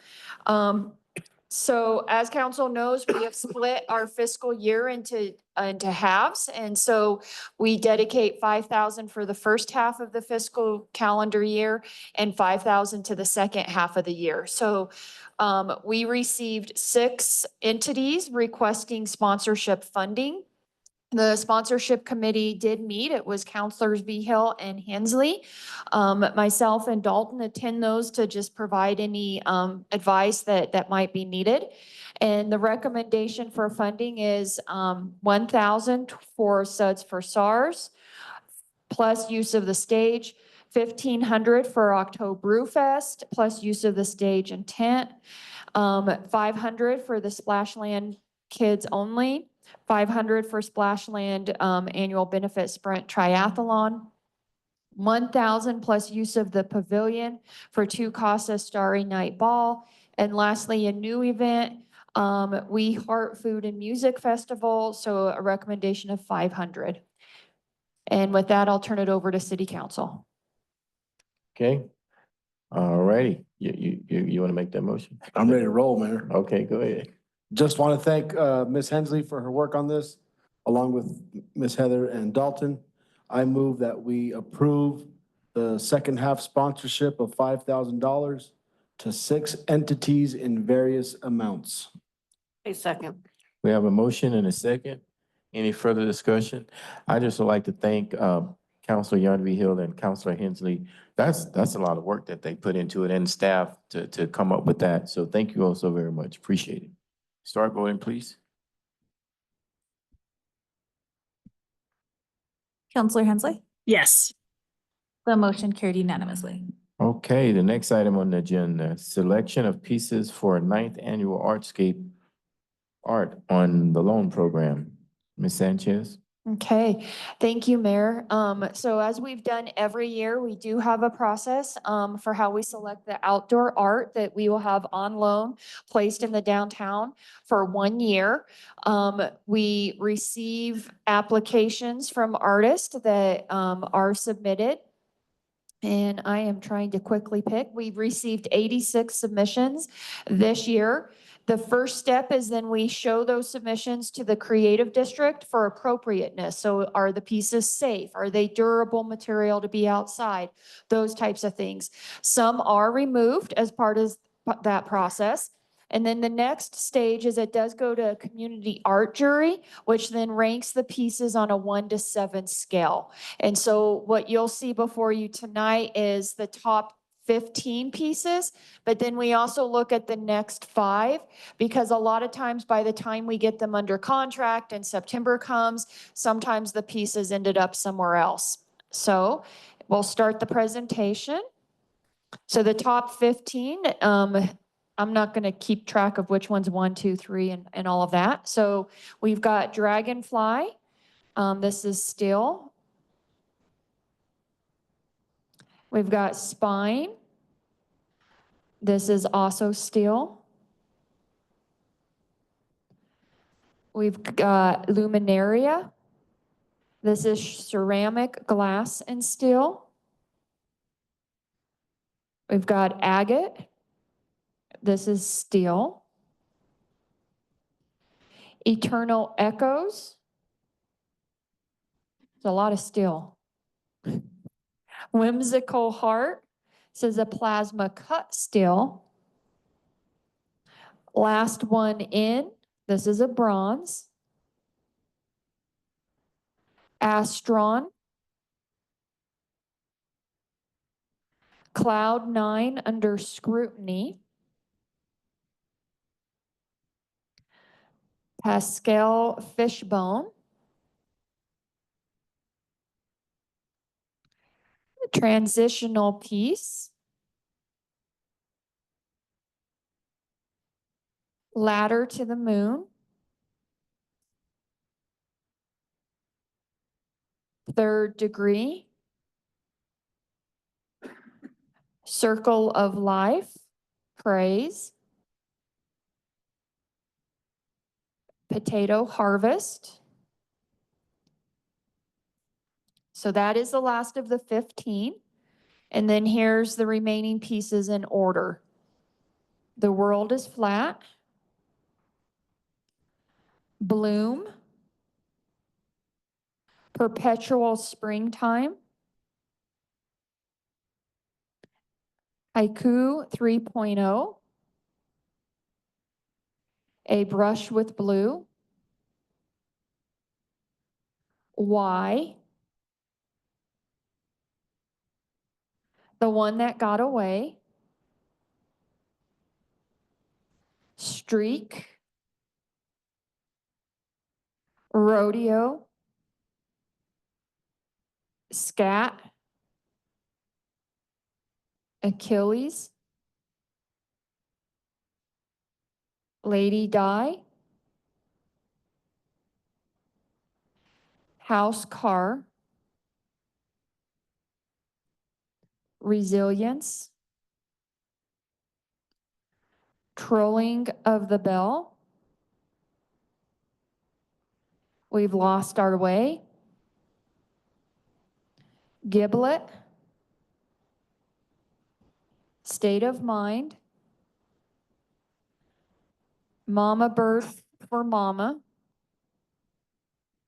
Peace and Chaos, Seeds of Tomorrow, Multi-Purpose Assist Droid, Transparencies in Time, It's About Time, Let It Go, Facing It, and lastly, Homage to Hoffman.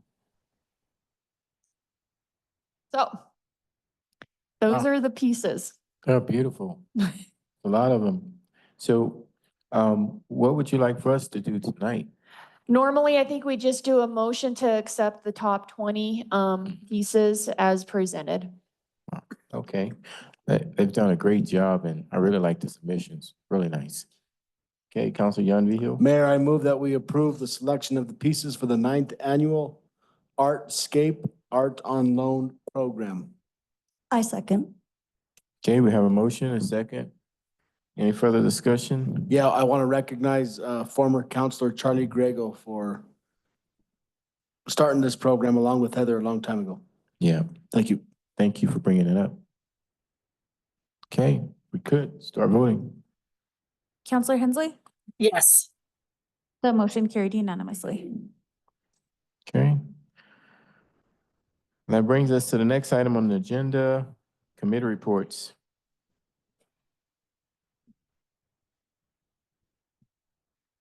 Do you have any committee? Oh, Councilor Jackie Vio and then Councilor Krebs.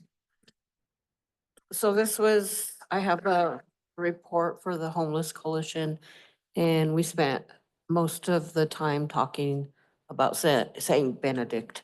So, of course, everybody was in support of keeping it open. There was reports on Horizon Heights where, they're having a 90% success rate right now.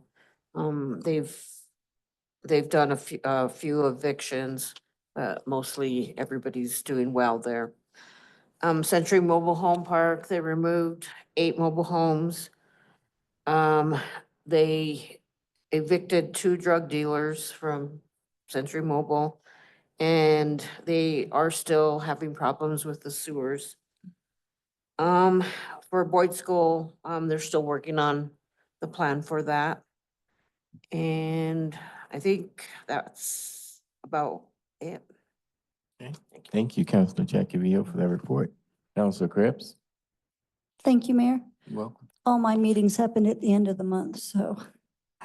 There was a meeting with Alamosa Creates, the Creative District Committee. We looked at the downtown banner design chosen by the Main Street Committee, but I'll let them talk about that. But it's gorgeous. You guys are gonna love it. We heard a report on the first outreach meeting held at Adams State, and I attended the second outreach meeting at the Boys and Girls Club. Across the board, there was a lot of good feedback around embracing the arts culture and what the arts identity looks like here in Alamosa. And the next outreach is at the SLV Museum on May 21st. At the meeting of the SLV Council of Governments,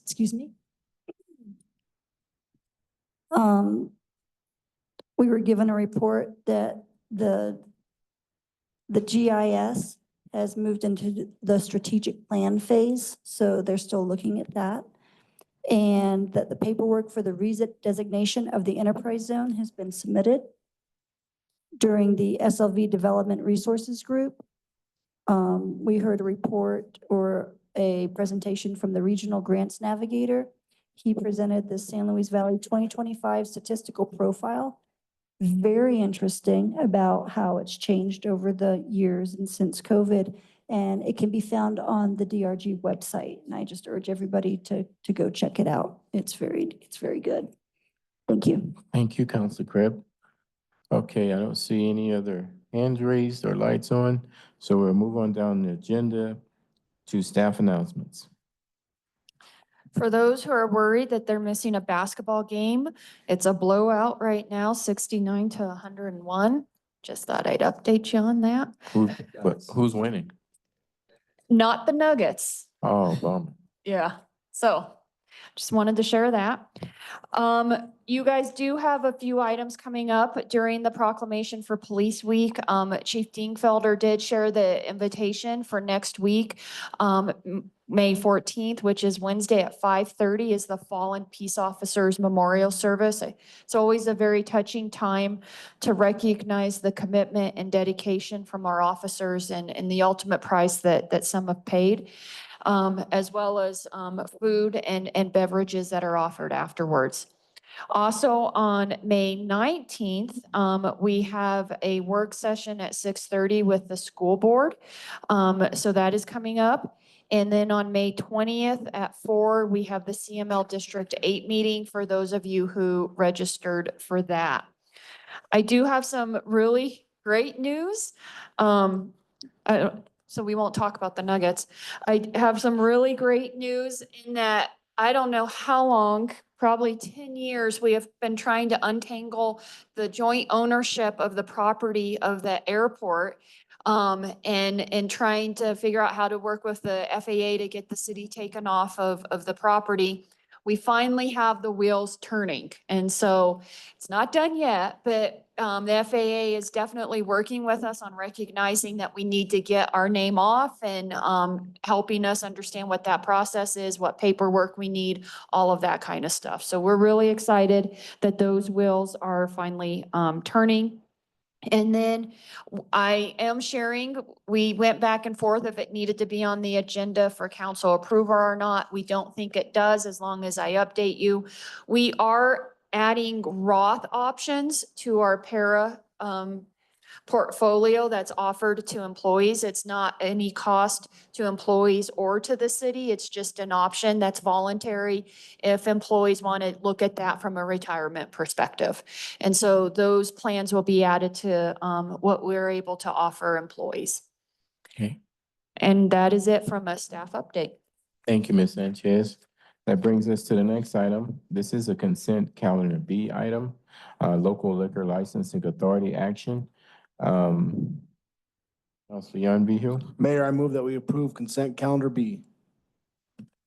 I'll second. Oh, I'll second. We have a motion and a second, and I believe we have some discussion. Okay. Go ahead, Councilor Krebs. Thank you, Mayor. You're welcome. And it's not so much a discussion as much just a general comment to everyone. First of all, I'm following the rule of law and it's good to go. However, I was taken aback that there is a secondary business in that location that was not explained to us. It wasn't on the diagram. It wasn't told to us during that entire process. And the city staff had to do a little bit of extra legwork to make sure that it was okay that that business existed in that location.